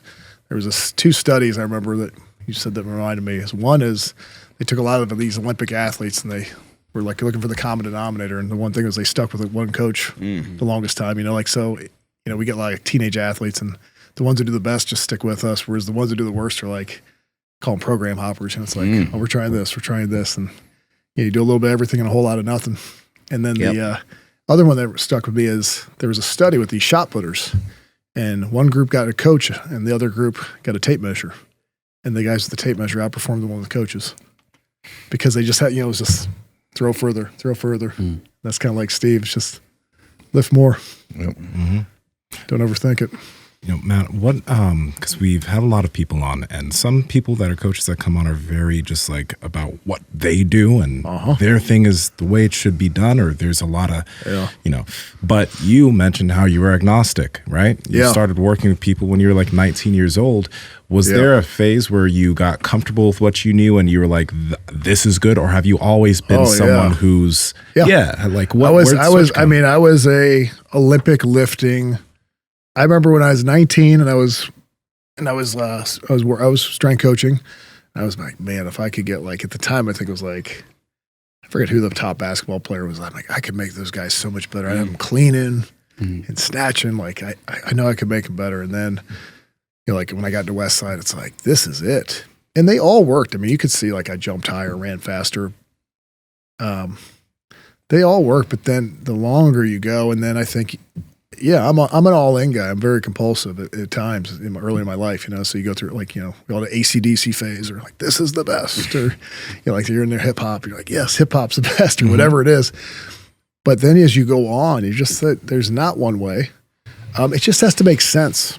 I mean, that's to me. I look at somebody. I keep coming back to building something. So it's like a common sense thing. So if you see somebody that's like 6 foot 180 and they say, I want to be a great powerlifter, it's like, great. You need a lot of hypertrophy. Steve doesn't need any hypertrophy. That wouldn't be a big priority for 19-inch forearms. He's doing okay. So everybody's got something different. And then once you see what they need, then it's like, I'll use any tool. I don't care. And that's why I keep buying stuff for my gym. People go like, you buy more stuff, but it's because I want more solutions. Like if all you have is a hammer, when you go to fix something, you're going to use a hammer. If you have a whole toolbox, you'll probably be more successful. And I don't want to ever be stuck in one thing where this is the only method I'm going to use. And the only thing I always ask my trainers, I said, you better, if I walk in, or if like, I always look at like Buddy Morris was like my lifting dad a little bit. So I'm like, if Buddy Morris were to walk in my gym, I said, you better be able to defend what you're doing to Buddy Morris. So if you have a client doing something, I don't care what it is, but just have a reason. It better make sense. But there's a lot of ways. I mean, I just keep going back to all the people. Think of all the people who've walked through, like on this podcast. I mean, it's countless. And remember, every one of them, like when they're hot, like everybody like leapfrogs. Like, I'm going to do the Pete Rubish deadlift program. Right. I'm going to do the, Chad Wesley Smith squat program. And then what you realize is everything works. Nothing works forever. You see a lot of these guys phase out. They're not around anymore. So you got to learn. You got to learn sometimes from what people do wrong too. Yeah. I saw that. Like, here's a good one. I had a guy who was stuck we had a big group of lifters at our gym at one time, and they were all kind of plateaued. I just bought this gym. I come in, there's a group of powerlifters in the gym besides the regular clients. And they went to this meet in August. They did the Mike Ferguson's Pro-Am, and they like did terrible. Like the best lifter got 6 1/4, but they were like, we're so stuck on our squats. And I think they were doing like 5-3-1 or something. I said, well, let's try something different. So I wrote out a 3-day-a-week squat program. So they all averaged 80 pounds in 10 weeks. They went and did Laura Phelps meet. It was all raw, I swear, all drug free. I think one guy wore like knee wraps. That's it. Average increase was 80 pounds. So my one guy went from 625, and it was an ugly 625, probably shouldn't have passed, to 700. And it was like 700, like, man, we should have gone like 720. So he's like excited. He's like, oh, I'm going to run it back. So he does another meet. He gets like 710. The 710 was like a grinder, questionable depth. He does it again. I think he gets like 720. This was an ugly 720. And he ends up like hurting his knee. And then you realize in hindsight, it's like you should have, after those 3-day-a-week squat programs, got the hell away from squats. But you went to the well too often. So even this program that I wrote out that everybody was like, you know, like, he's like, we should do a YouTube video. And like, this program's so good. It's like, it worked. That's what you needed at that time. But also as he got stronger, time you talk about going to the limits of your strength, you can't squat 3 days a week.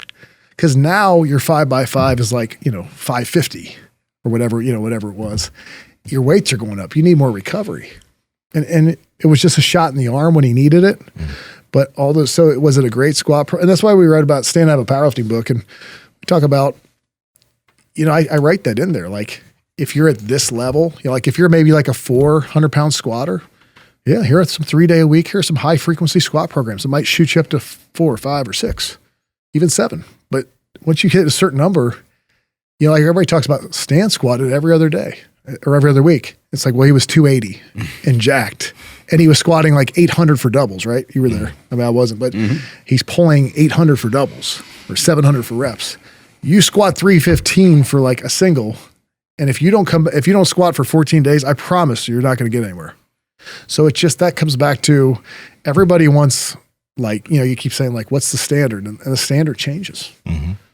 You know, but that's why I go to the body weight. You should be getting up to about 3.5, 4 pounds per inch. So, you know, if you're 6 foot, you need to be about 280 if you want to be a great powerlifter. Now, when people hear that too, the body weight and gaining size, I'm curious how fast it took you to, like, what you were weighing in your first meet, how long ago was that, and then how you gained size. Because a lot of people, when they hear the size you're talking about, they're like, well, I'm just going to scarf down as much food as possible and gain weight. But a lot of that's just going to be fat. Right. No, I say you got to be at like 12 to 18%. Yeah. You can't get too fat. Gotcha. Yeah. Muscle doesn't flex, or fat doesn't flex, and neither does bone, right? So at some point to be really strong and competitive. I mean, like I look at Kevin Oak. I mean, that guy is huge. Oh, yeah. Yeah. And what's he like, do 220, 242s? Yeah, 220 a lot of times, yeah. I mean, he's huge. So it's like you want to compete Dan against. Green, yep. So and those guys are what, 6 foot tall? Maybe Probably somewhere in there, yeah. 5'10", 6 feet. I mean, those are big guys. So if you're 5'10", you're like, I'm 195. I want to be, you know, I want to bench 5. Like, it's probably not going to happen. It's probably not realistic. It's definitely going to be more difficult. Can I add on to what you asked me about driving force? It would definitely have to be the Power Station gym where I train. Plays a big role in how I think and what I believe in, and all the guys that, you know, come before me. And I respect a lot of them, looked up to them, you know, seeing what they did when I was younger, and just always pushed me to want to be more. Yeah. So there's a bunch of powerlifters in that gym? Yeah, powerlifters, you know, Brian Bendel, Jimmy Gross, Russ Clear, Ryan Presley, Mike Ferguson, the owner, you know, just numerous people that I've looked up to. Is it one of those places that when you go in there when you're young, you're a little bit nervous? Oh, I was scared to death first You're time like, I walked in there. I don't belong here. Exactly. Hopefully nobody sees me. Like that guy's nose is bleeding. And then someone hit him. Yeah, and then someone comes up and they're usually like pretty nice. They're like, hey kid, how you doing? Rich You're Franklin like, trained I'm there, doing right? okay. Yeah, Rich Franklin trains there. Oh, nice. You know, just hearing the stories about everybody, I just always wanted to be the best to come through those doors. Yeah, have you always been that way, even when you were younger? Like, you know, you said you won't be satisfied with like anything. As far as your lifts, like you'll never be satisfied with how much you lift. Have you always been that way though? No, probably not. Just about lifting. Cool. Okay. I just feel like I could always do more. Yeah. How was your first meet? And when was it? Very first meet. I think the first meet I ever did was a push pull. I benched like 525 and pulled 765, I think. Pathetic. Oh, bummer. Yeah. Terrible. God dang. Can't win them all. By the way, this is another thing I always think about is there's always like a one lift specialist. It's like, I'm doing his program. And I always think if their programming's so good, you know, some guy pulls 9, but it's like they bench 385 and squat, 500, it's like, well, then why are their other lifts so bad? So it comes back to like I wouldn't always follow the best. Right. Like, somebody like the calf thing.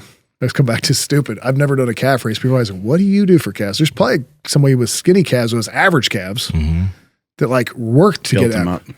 They would know way more than I would. My first meets, I always competed in 275. Yeah. Okay. So Steve, is there anything that you saw your dad do, or is there some sort of thing that your dad says, something that is kind of instilled in you that you try to carry on or follow? nothing that he's really said. Just he had a tough life growing up. Just watching him, on a daily basis. That's cool. Yeah, watching him day in and day out, just kicking ass and having that old man strength. Yeah. Matt, we had Corey Schlesinger on yesterday, and the reason why Mark and I were so sore is because Corey was talking about, how we sled forwards and backwards, we push, right? Well, he was like, well, you guys should probably start doing that to the side. You're like with the lifting, it's all these single plane movements, and a lot of lifters are stuck within that. It made me wonder, as far as lifters are concerned, what are some suggestions for movements outside of the direct plane that they can work? Because I think that's probably a big weakness. For I'm probably for the sled, and you guys are finding that out, but because it's concentric only, so you're not going to get sore from it. Like when I was young, and the way I made money when I was a kid was I had a truck, and I threw a sled in the back of my truck. But some of the local bodybuilders, they would actually pay me to train them, and that's what I would do. I'd hit them with the sled a lot of times when they were sore, and they'd feel better. Yeah. I've worked out guys hard, especially athletes, who are like, I gotta play tomorrow. I'm gonna be so and then like 20 minutes later, like, actually I feel better. And you get that huge quad pump, when you go backwards, but the same thing, going side to side. It's a really low risk way to get better. It's the best way I could say it. So like Mark mentioned Jay Schroeder having guys jump off the roof. That is a high risk way to get somebody better. And the other thing, I do respect a lot of strength coaches who work in a professional setting, because we saw this, like you probably saw this at Westside. I mean, there's some guys who didn't make it. Like literally it's like, oh, he was soft. But if you hurt an athlete, you're fired. Like if you work at a college or a pro. So you got to find a way to get the most bang for your buck with the lowest risk. And the sled is like foolproof. I've never seen somebody get hurt on a sled. So to your point, lateral walks, step overs, backwards, forward, crab walks, where you're bent over. Those will light your legs up like crazy. Yeah. And you'll get stronger for it. And you'll have zero risk of injury. The risk of overtraining is pretty low. I mean, you can push that sled really hard and within 20 minutes, you feel totally recovered. Yeah. So I would say the sled, if you're pinning me down, that's probably the best one. Yeah, we were doing some of those walks today, the one that you were showing me earlier. Yeah. And Nsima and I did a few extra sets of it, and it's brutal. Yeah. But then you feel like totally normal in 20 minutes. Yeah. Yeah, well, we were sore from yesterday just because we got excited and we overdid it, but yeah. We always pull the sled before we speed squat. Yeah. On this podcast, we always say that we have a white belt mentality, so we'll have various guests, and then we never assume that we know damn near anything. So we'll pick and choose some of the things that we can apply to our own training and stuff. Yeah. But we're always learning something. So for you, where do you go to maybe pick up a few new things in there? You mentioned a lot about like buying equipment and that sort of thing, but like, what about like just education? Like, are you following any other coaches, or like what do you do for that sort of thing to acquire more knowledge? That's great. My trainers kind of, you ever see Back to School with Rodney Dangerfield? It's been a hot minute, but I remember. I'm Rodney Dangerfield. So I pay for all my guys to get certified, and they get a new certification every 6 months to a year. But then they got to present on it. So, he's like having everybody do his homework. But there's a little bit of that. But I learned a lot from my trainers. I think you learn one thing we make all our trainers do. We'll talk about this in the business part. But we make all our trainers compete. I think competing teaches you a lot because, you learn how to squat pain-free with your knee. If you can squat, like, Mark squat, 1080? To squat 1080, whether you're in gear or not, you had to do that perfectly. Just like you squatting 935, I would feel very safe with you teaching one of my athletes to squat. I would feel more nervous. It's easier to dial back. I'd have a race car driver. All that stuff in like rear view mirrors and paddle shifts come from race cars, and then it dials back to us. So I think you always got to be pushing. And then I think that's where we talk about like our curiosity. You're talking about curiosity. if you ask me like who I like Dan Path for speed training, Charlie Francis is the all-time best to me. I mean, Charlie Francis is unbelievable. Was so far ahead of his time. I still listen to Louie Simmons all the time. I think he's great.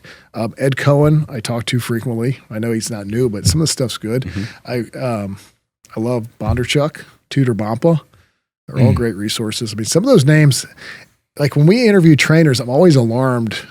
I'm not a big follower. Like I don't have like, and I'm not to knock anybody. I'm not a huge Instagram. I guess Ohio guys, we don't care about Instagram or something. I just, to me, there's like a lot of guys. Number one, nobody's like, no Christopher Columbus doesn't exist, right? Like everything's been done before. Even like I remember Louie, like it's like I got this plyo swing, and then I looked up in super training, and there's a video or a picture. But God love him, he should do it, like. He did invent it, or he brought it to the masses. Brought it to the masses, yeah.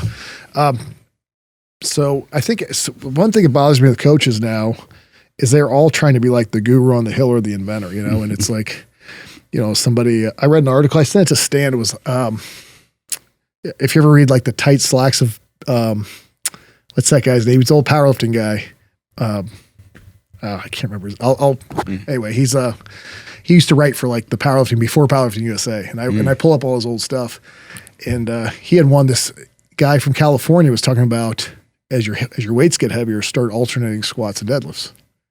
Stan figured that out on his own, but like you see the Little Bridges say like the Little Bridge method, squat every other week. Right.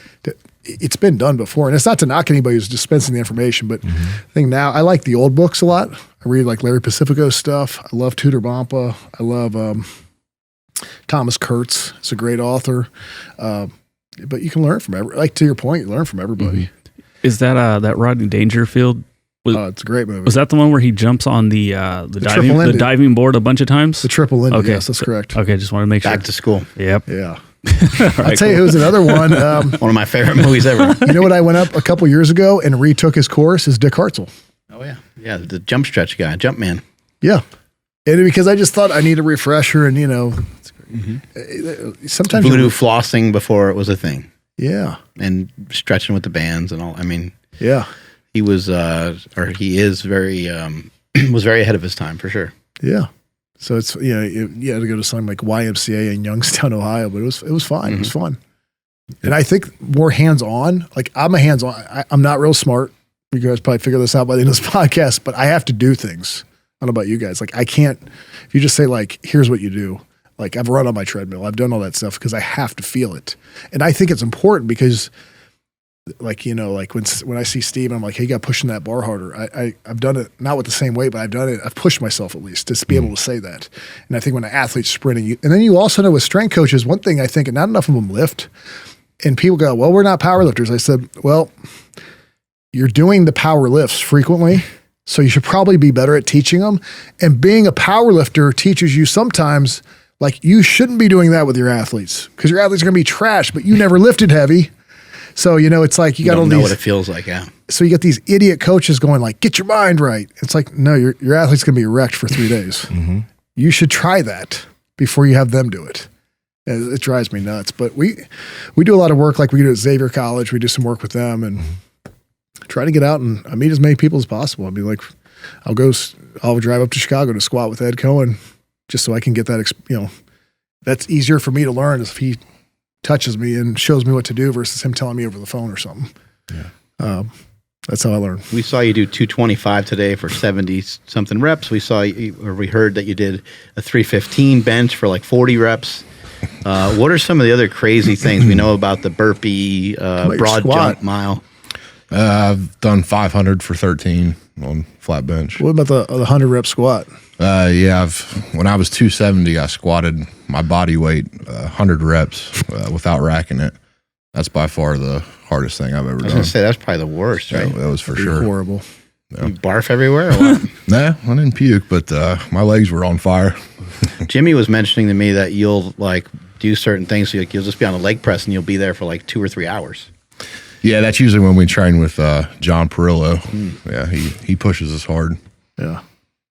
But again, I mean, I've said this before, but I think it's going to be really amazing, your powerlifting career, because you are an extremely healthy powerlifter at your weight. And it's like a lot of guys, it's like okay, they have a spurt and then they're done. But it seems like because you're so healthy at 40, if you keep your trajectory, you're just going to keep getting strong. And like anyone who's going to be able to be amazing, they have to be able to be in it for a long period of time. Yeah. You know, they can't break down, and you're not going to fucking break down. It's a marathon, not a sprint. Yeah. What about I couldn't do a whole podcast without asking you like what a day of eating looks like. Like, so I don't know if you track or anything like that, but like, do you know how many calories you're eating? Or I guess you can just tell us what like a day of eating looks like. Usually between like 65 to 8,000 calories. Yeah. I eat a lot of food. Yeah. A lot of red meat. There you go. Yeah. Rice.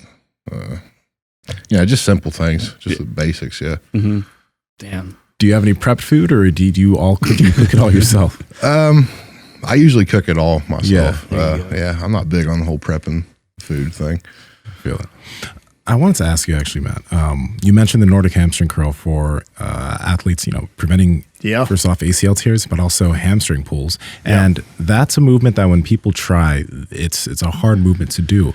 So how do you have people progress themselves into being able to actually do a successful I bought Louie's Nordic? machine, the inverse curl. The inverse curl? Yes. I mean, if you don't have access to the inverse curl, I'd probably use bands. Mm-hmm. I don't like the push because I don't like I don't like the Hatfield squat either for that reason. I don't like anything where you can't measure. Like if you're doing a Hatfield squat and like how much did you tug, right? Mm-hmm. So if you go up the next week, it's like, well, I tug more, did my legs get stronger? And I feel like the Nordic hamstring curl, they got the same thing. They push themselves up and it's like, well, did I push harder? Did I get my hamstring stronger? So I would probably use a band. So you hold somebody down. Yeah, the inverse curl. I do like the inverse curl. It got a counterbalance weight to it. Yeah, it's a great machine. The big thing with glute hams and inverse curls, though, is that you don't stick your butt back. You got to push your hips forward. And then the other thing I'd say with athletes, I'm always real big on like, you got to make it somehow yours. Like, so if I'm doing that inverse curl, I think about locking a deadlift out, So for me, because I lift more than I'm an athlete now. So, like pulling your hips in and really squeezing like you're doing a deadlift. If I were a fighter, I might think of a double leg takedown or something like that. You got to make it yours. Yeah. And I think that's important with athletes. Any of these exercises, if you go up on something, that's what I would see that a lot. Like, like somebody's like, I good morning, like if your good morning is up at like 700 and you squat 6, then maybe it's time to stop doing good mornings. Mm-hmm. And I see this all the time. Stan and I were at a gym in Vegas, and we were laughing. This kid's doing the leg press, and he's doing like half reps, and he probably looks like he's half the size of me. And Stan's like shaking his head at him. And I just kind of nice. I'm like, man, that's a big leg press. He's like, I know. He's like, I got the strength. I just don't have the size. And I'm sitting there thinking, look at this kid. If if I could do more in an exercise than Steve, I'm probably doing it wrong. So you should have that in mind and look around you. So like if I go in, I'm like, man, I can out tricep push down Steve. I bet I'm doing it wrong. Because I bench 4, he benches 6. Mm-hmm. So I think those things 45. like with yeah. Well, 435 then you're doing that. But so I look at like a lot of I look at a lot of stuff, and the other thing is with like young lifters, we're talking to them. I guess I'm not used to talking to this many people. Get your ego. No one cares. Like Stan came out. Stan and Louie were out at my gym. So a couple of my guys came out, and one guy like he hurt his back. I'm like, why were you doing that? He's like, because I think he wanted to do like 405 for 10. He's like, yeah, I hurt my back. He goes, I knew I shouldn't have been doing it. And I go like, did you think Stan Efferding or Louie Simmons was like going to drive home and be like, you think Stan was going to call Ed Cohen? Like, you won't believe this. I saw a 200-pound guy squat 405 for. It wasn't 9. He got 10. Like you just stay. Let's focus on you and getting better. Nobody's gonna like leave here and be like, I'm sure Mark's not gonna drive home tonight. Like tell his wife, like this guy was doing good mornings with 3 plates, sets of 6. It was you're gonna forget about it. You're gonna go home. Yeah. So when I see people doing dumb extra, like you're only hurting yourself. Mm-hmm. You're not sacrificing for something bigger. Nobody cares. Yeah, I've been saying that for years in here. We used to tell people that every week because like people would come out of the woodwork to try to lift more than me on a particular exercise or right. I was like, I trained at Westside for a year, and I've seen people I've seen the gym like riot against each other over a fucking bench shirt. You know what I mean? So whatever the hell you think you're going to do today, it's not going to surprise me, and it's not going to probably wow me. I've seen a lot of lifters lift crazy stuff, and I've seen a lot of female lifters lift weights. Laura Phelps. Yeah, Laura Phelps, like getting up off a box faster than someone can get out of a chair. Yeah. You know, with 700 pounds. Like, this doesn't make any sense. That kind of shit's going to be impressive, but I think oftentimes we're trying to impress kind of one another, and we're trying to impress ourselves even. Yeah. Like our own ego kind of stands in the way, and then we get excited about a particular exercise. Next thing you know, we're hurt. When it comes to something like dumbbells, what kind of weights do you mess around with? Doing some dumbbells. Stan has that kind of legendary video of doing the 215-pound dumbbells here at Super Training. It was an incline too, wasn't it? Mm-hmm. Ours go up to 200 at the power station, so I've grabbed them a few times. How many reps can you get with those suckers? I've hit the 200s for 20 on the flat. Yeah. Jesus. It's good. Yeah, this is actually, I'm curious to see. What about like something like a curl? Like how much weight can you curl? Any idea? I don't really mess with I it. don't mess with the curls. And you're jumping in this video with what, 100 pounds in your hands? Yeah. Onto a box that's what, 24 inches high, 36 inches high? That one's 20. 20. Yeah. Around 20. Yeah, around 20. There you go. I just don't even understand how some of this stuff comes to be. Like, you're a big dude. Like, most of the time, a big guy would look at that and just not even attempt it. Did some of this come to be because of, like, some of the people that train at this gym? Is it because of John Parrillo? Is it because of Matt's influence? Is it Jimmy that's being a crazy son of a bitch behind the scenes making you do stuff? I think it's because I don't see any other powerlifters training that way.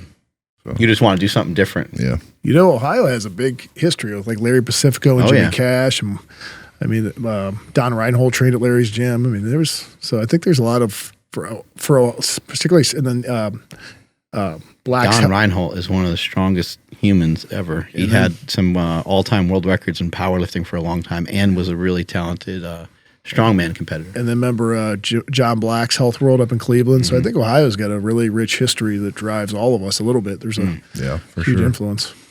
Ain't shit else to do there, and it's freezing. Yeah, exactly. Especially in Monroe, right? Yeah. Yeah. How about movement in general? I know we've been talking about a lot of different types of movements, but you know, Mark's been doing a lot of different things to move better. Andrew's been doing a lot of things from the Goda guys for just being able to move better, walk better, etc. Are there any suggestions you have for athletes who they probably have mobility limitations? What can they do to move better? I think the best thing, like, I hope every young person, I don't know if we had this information when we were young, but I hope young people now are kind of taking account of this where, you know, you got guys like Stan or like Mark, you know, Mark's been ungodly strong and big and muscular and jacked. And then later he had to like rebuild yourself. And I think I would guess if you're going to do it over, you probably would have maintained your mobility this whole time versus it's like I always tell when people go, what's the best way to get in shape? It's like, don't get out of shape, right? So for all the young people out there that are early in their powerlifting career or just getting started, just maintain it. And I think maintaining goes such a long way. You know, if you would just maintain it with some basic, there's tons of guys out there. Like, you know, the Joe DeFranco or Rooney, Martin Rooney, remember him? He doesn't get any love anymore. He was awesome. Like the Marini Grade 8, I still use all those. Those are fantastic warm-ups. Yeah, part of the Parisi Speed School, and I think he went on to do some of his own stuff as well, right? Yeah, he was fantastic. Martin Rooney, look up Martin Rooney's stuff. He was amazing. I mean, and now you got Kelly Starlett and Dick Hartzell. I mean, look up his old, I don't know what he's got out on. I love looking up stuff from Dick Hartzell because he seems so crazy. Like, you'll see him with like bands. Well, he doesn't seem crazy. It's because he. Yeah. He'll hook bands all over the place because he's like the rubber band guy. He's the one that created the bands that we have in the gym. Those bands those bands that are from Elite, like they couldn't keep them in stock years ago. And Louie and Dave Tate and stuff they just were like, we got to figure out how to make these because Dick Hartzell couldn't figure out how to keep him in stock. But there he is. Remember, we were just talking about this ankle flexion the other day, and look at what a great tool that is to be able to move your ankle that way. He stopped me at like the Arnold one year, and he just, I didn't even know him. He didn't know me. He just like stopped me because he was working a booth and he had a bunch of bands. Yeah. And he's like, young man, he's like, what's bothering you today? I was like, I'm like, I don't know. I'm good. He's like, no. He's like, you're a big guy. Something's got to hurt. And I was like, my ankle hurts. And then he put my ankle in traction and had me do all these things. And I got up with that thin band. Yeah, he did a voodoo floss wrap, and he had me walk around a little bit. I felt way better. The mini band on it. It made a huge difference. Yeah, it's awesome. The guy's a goddamn genius. He's fantastic. He actually, Youngstown State had a really nice football program, and like that was where Jim Tressel was before he was at Ohio State. And all they do is bands. They do no free weights. I don't know if they still do, but they squat with bands. They lift all their lifting with bands. And Louie went to a seminar that Dick Hartzell was doing. That's where he came up with the idea of throwing bands on the side of the bar. Yeah. Yeah. Crazy. No, this guy's He's talking about tips. Is he still doing well? Do you know? Is he still around? I went to a seminar. He was up in he holds at the YMCA. I forget how I got his number, but you can look up Dick Hartzell and you can get a hold of him. You probably have to send him a letter. Dear Dick Might be a Hartzell. telegraph. Yeah. Right. Yeah. Before we Look got at his ankle mobility. Yeah, shit. that's crazy. You remember how he would stretch? He puts his palms right on the floor. And Oh yeah. He's insanely mobile. yeah.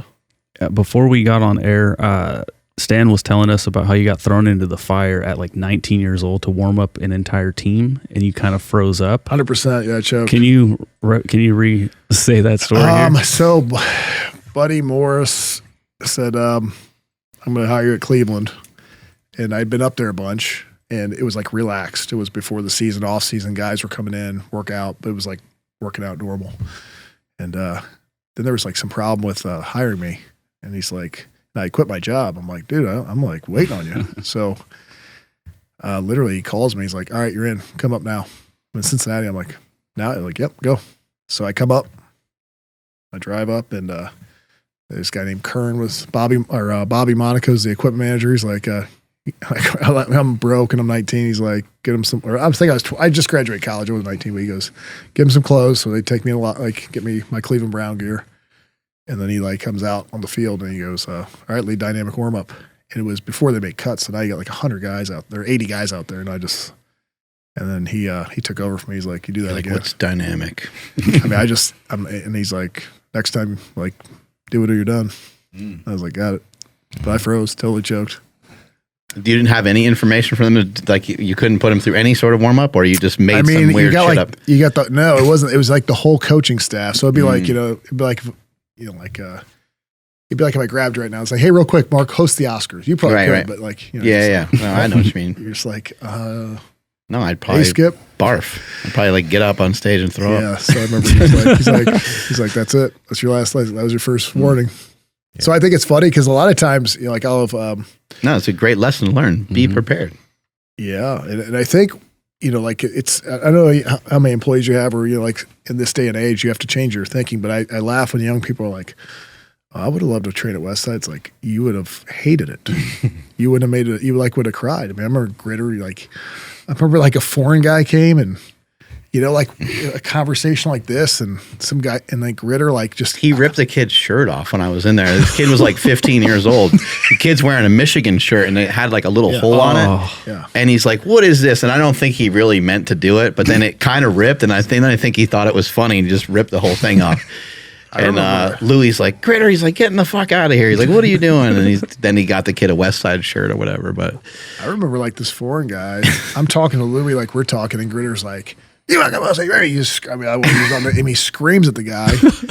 And then the guy couldn't get off the box with like a plate. And then he's like, his central nervous system couldn't handle it. And it's like, this guy had like flown from Finland to meet Louie Simmons. And that was the welcome wagon. Oh, that's great. And so I just laugh. Some of these young people are like, I'd love to work. Place is really rough around the edges. Yeah. But even the Browns, there was a guy named, I can picture his face, Barry Stokes, and he was an offensive lineman, and he fucked with me constantly. And he's like, like the O'Doyles in the Adam Sandler movies. O'Doyle rules. So he's this big redhead guy, and I remember like I'd go to eat, and like I knew he was going to do it. Like, so if I put he would try to like do that, like when you're going to eat at the line, and I'm like, and he had a black belt in jiu-jitsu. And so it's like, I'm going to have to stand up for myself, and I'm going to have to either like fight him and get my ass kicked and get fired. Because they're not going to be like, oh, the like intern strength coach. That's great. And I'm like, man, this is going to suck. And then fortunately this is why you always got to be prepared. I showed him some Dick Hartzell stretches, and he loved me, and he was nice to me the rest of the time. But I just remember, like, when that guy, who's got He Hayes? probably just wanted you to like just stand up for yourself a bit, right? I don't know. I remember the guy who got Probably wasn't really looking. who got hazed with the Dolphins. I remember thinking, like, Oh I yeah. had no sympathy for you. You were like a player. You I should have. can't remember, but yeah. It's like, I don't remember. Like, you should have stand up for yourself. You're a player. I knew, I was like, if I hit this guy, I'm getting my ass kicked and I'm getting fired. At least you would have kept your job if you stood up for yourself. Yeah. But yeah, some of these plays are rough. So it's funny when people are like, I would have loved to do that. It's like, you get mad if like somebody doesn't like your picture on social media. Yeah. Your feelings hurt. It would have been rough for you. Yeah, But so- Westside was really rough, wasn't it? Oh yeah, very much so. Do you remember a guy named Mickey Tate by chance? I don't believe so. I remember Bob Cole. Mickey Tate was walking around and he wouldn't sit all the way on the box and relax. And Bob Cole's This is running. the kind of stuff there's fights over. Well, so Not Bob, sitting on the box the right way. so I'm 19. I'm probably like Owen. And Bob Cole's running the monolift. And he's like, you sit on the box. And Mickey Tate's like, I squatted 854 and drug free, not like the rest of you punks. And Bob Cole's face is like twitching. And then Mickey Tate's like coming to talk to him. I'm like, don't talk to me. Because I want you stay over there. I don't want to he's about to get a plate on the side of his head. I mean, it was wild back then. Were you around when JL was there? Yeah, the old Holzworth. Yeah. Yeah. We talked to him, and you can tell, like, Mark had mentioned some things that he was pretty hot-headed back then. He's great now. He's fun to talk to now. He had those big traps. He's a big boy too. Yeah. I wanted to ask, so at 19, interning with the Cleveland Browns. I was with the Pittsburgh at 19. Okay, sorry. How can younger coaches, I don't want to say get lucky, but like, how can they do things to get in better situations to where they can get opportunities like that? It's really hard. Well, here's what I say about young people.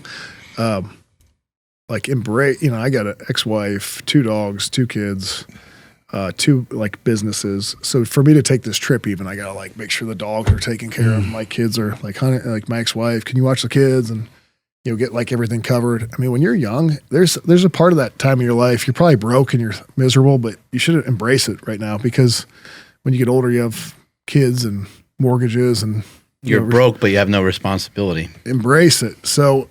It's funny. I was going to talk about this in the business talk, but like I hear words. The internet is good and bad, right? So there's a lot of phrases out there. I hear people like, "Know your worth. Know your worth." Like, well, sometimes knowing your worth is you're not that valuable, and it doesn't mean you shouldn't be respected, but you're not. Your worth is your worth, right? And so I think for young people, go work for free. Like you gotta grind. Like everybody would love to be Mark Bell right now. I bet they don't see I bet there is hell to pay for what you had to build here. Is that right? I mean, to create Slingshot, and I'm sure there's legal issues and you have to get lawyers, and I'm sure It's a giant pain in the ass. And the end result is great, right? But to get, your worth is sometimes, you're young and you're not that experienced and you're not that valuable. So go act accordingly and embrace it, live in a crappy apartment and work 15 hours a day. If you don't love it, I mean, Mark and I were talking about this. I can see if you don't love being in a gym, you shouldn't get in this business. And I really mean that. You don't have to be here, right? But you're here all day. I mean, I don't train any. I don't. No, train. it's to my detriment. I'm here way too long, way too much. But I'm not going anywhere else. I don't like train. being here. I don't train anyone. I go out and train Jon Jones. That's about it. I haven't trained anybody in years. My trainers do all my training, but I'm in the gym all the time, hanging out, helping people. I absolutely love it. So if you don't have that mentality, you're not all in, it's probably not a good business for you, because you could probably make more money doing something else, be an investment banker or sell real estate, or I don't know. But every young professional, I can tell you, you're going to work a whole bunch for a whole little. It's just the way it is. You're going to work a whole bunch for very little, and you should learn that early. But if you're passionate and you have faith in what you're doing, then you're probably going to get there. So, like, a lot of these internships were unpaid. I drove to West. People, you think my dad thought I was nuts. I was in college driving to Westside Barbell 3 days a week, an hour and a half, 3 days a week to work out. And my parents would be like, "Well, you can work. There's 40 million gyms down here." Right. It's like, you don't get it. But that They don't have a monolift. right. But here's what's funny is, what's the old saying? Like, opportunity and preparation meet is when luck happens or whatever. Yeah. I never had a plan. Like, I'm going to go to University of Pittsburgh. I just knew I wanted to get better at lifting. So I drove to Columbus. And then that got me to University of Pittsburgh. And then that got me to Cleveland. And and part of the reason I opened a gym was I just didn't want to like have a normal job. I want to keep training. And so then it's like, well, I'll go open my own gym. And then, but everything kind of came out of my passion for this and my knowledge, drive to get better and wanting to do good. You know, there was never a promise at the end. Like, hey, if you do this, you'll have a gym that's really successful and you'll make a lot of money and you'll have like, that was never, when I created my gyms, honestly, there were no gyms like mine. Our gyms are all 5,000 square foot, all personal training, no gym membership. We don't sell supplements. You know, it's just personal training. They didn't exist. So we didn't have a proof of concept to go off of. I just knew I couldn't afford to build a big box gym. You can't compete with them. I knew I couldn't compete with the big box gyms in terms of like, you know, a sauna and I'm not building that. I mean, Daycare and all that shit. Yeah. I just said, I'll have small. My first gym was 900 square feet. And I had 2 racks. I keep one now in my house just because it's like sentimental. 2 racks of hyper, glute ham. I had the first plyo swing ever sold, which was a piece of junk, honestly. Never be the first to buy Louie stuff. Like this. Take a while. Oh my God. Somebody got like pinned in and I almost got sued. Like the hinge came like snapped somebody with the band. Oh, Jesus. And, but anyway, we had a plyo swing, dumbbells, and I built out of that. Now we do over $1 million in sales out of 5,000 square feet. It's awesome. Incredible. But I think it's the same for you. Like you didn't know at 21. No, if I was to, and I should actually just do this one day, I should figure out how many hours I put in versus the amount of money I've made. It would be really, really low, the amount of money I got paid per hour. Be really fucking low. Yeah. Depressingly low. Yeah. I put a lot of time into this stuff. Andrew, take us on out of here. Sure thing. Thank you, everybody, for checking out today's episode. Please make sure you guys like today's episode and comment something about whatever you guys heard today. And then links to everything will be down below where you can find everyone on social media. But I want to get Steve to like at least 10,000 followers within the next like week or two. I like it. I want that shit to happen because this man is putting out some incredible videos that you guys are not watching, and that's bullshit. So yeah, again, and also make sure you guys follow the podcast at Mark Bell's Power Project on Instagram and at MB Power Project on TikTok and Twitter. My Instagram and Twitter is at I'm Andrew Z. And Nsima, where can people find you? Y'all don't fucking realize how big this man's hands and forearms are. Like, dude, it makes no fucking sense. No joke. When I shook his hand today, I'm like, no, sir. I have to get further in there because like I grabbed like his fingernail and I'm like, I'm sorry, sir. I apologize for my weak ass handshake. Let me redo it, please. And he obliged, and it was very nice. At Nsima Ending on Instagram, YouTube, and Nsima Inyang on TikTok and Twitter. Matt and Steve, where can people find you guys? Go to Beat Personal Training on Instagram or Beat Trainer is my personal handle. You Got Baked Instagram. It's amazing. We got, again, 10,000 within the next like 2 weeks. Let's go for it. I see one of the main movements you do for deadlift looks to be like a rack pull. Mm-hmm. Is that right? How often are you using that? Not too often. It's not a staple. It's just a tester sometimes. A lot of people like are amazed at like deadlifting. So is there anything in particular that you've incorporated that you really like that you think has really helped? Because you deadlifted, what, 865 or something in a competition? 855. I've pulled 865 in the gym. And that was just 1,000 something on a rack. 1,035. Like 1,035. 725 for rows. Oh, yeah. We didn't even talk about this. Yeah. Yeah, you got rows and different area codes over here. This is fucking insane. Look at that. You know, a very interesting thing is Kaylor Woolham. Yeah. He also talked about doing like it's a Penlay-ish type row, but with really heavy weight. He was doing like 500 something pounds. You just did that for 735 for 4. It's more Jesus. Yeah, John Parrillo had me start doing those and take a wider grip and pull them to your chest instead of into your stomach. Yeah. And did that give you a lot of benefit? Yeah. Yeah. Yeah, they were working. Anything else you've been doing that you really like, that you really think is increasing the deadlift, or is it just kind of maybe accumulation of a lot of other things? Probably accumulation of a lot of things. I like speed pulls for deadlift, deficit deads, things like that. So a lot of just straight up kind of Westside stuff. Yeah. What's a speed pull look like? And are you switching up your stance a little bit, or is it conventional all the time? Conventional all the time. Yeah, I take a pretty narrow stance. 8 sets of 2, 10 sets of 2. 5x5s. Yeah, sometimes 10 sets of 1. But yeah, usually 2s. Awesome. Thank you guys so much for your time today. Really appreciate it. It's fun. Thank At you. Mark Smelly Bell. Strength is never weakness. Weakness is never strength. Catch you guys later.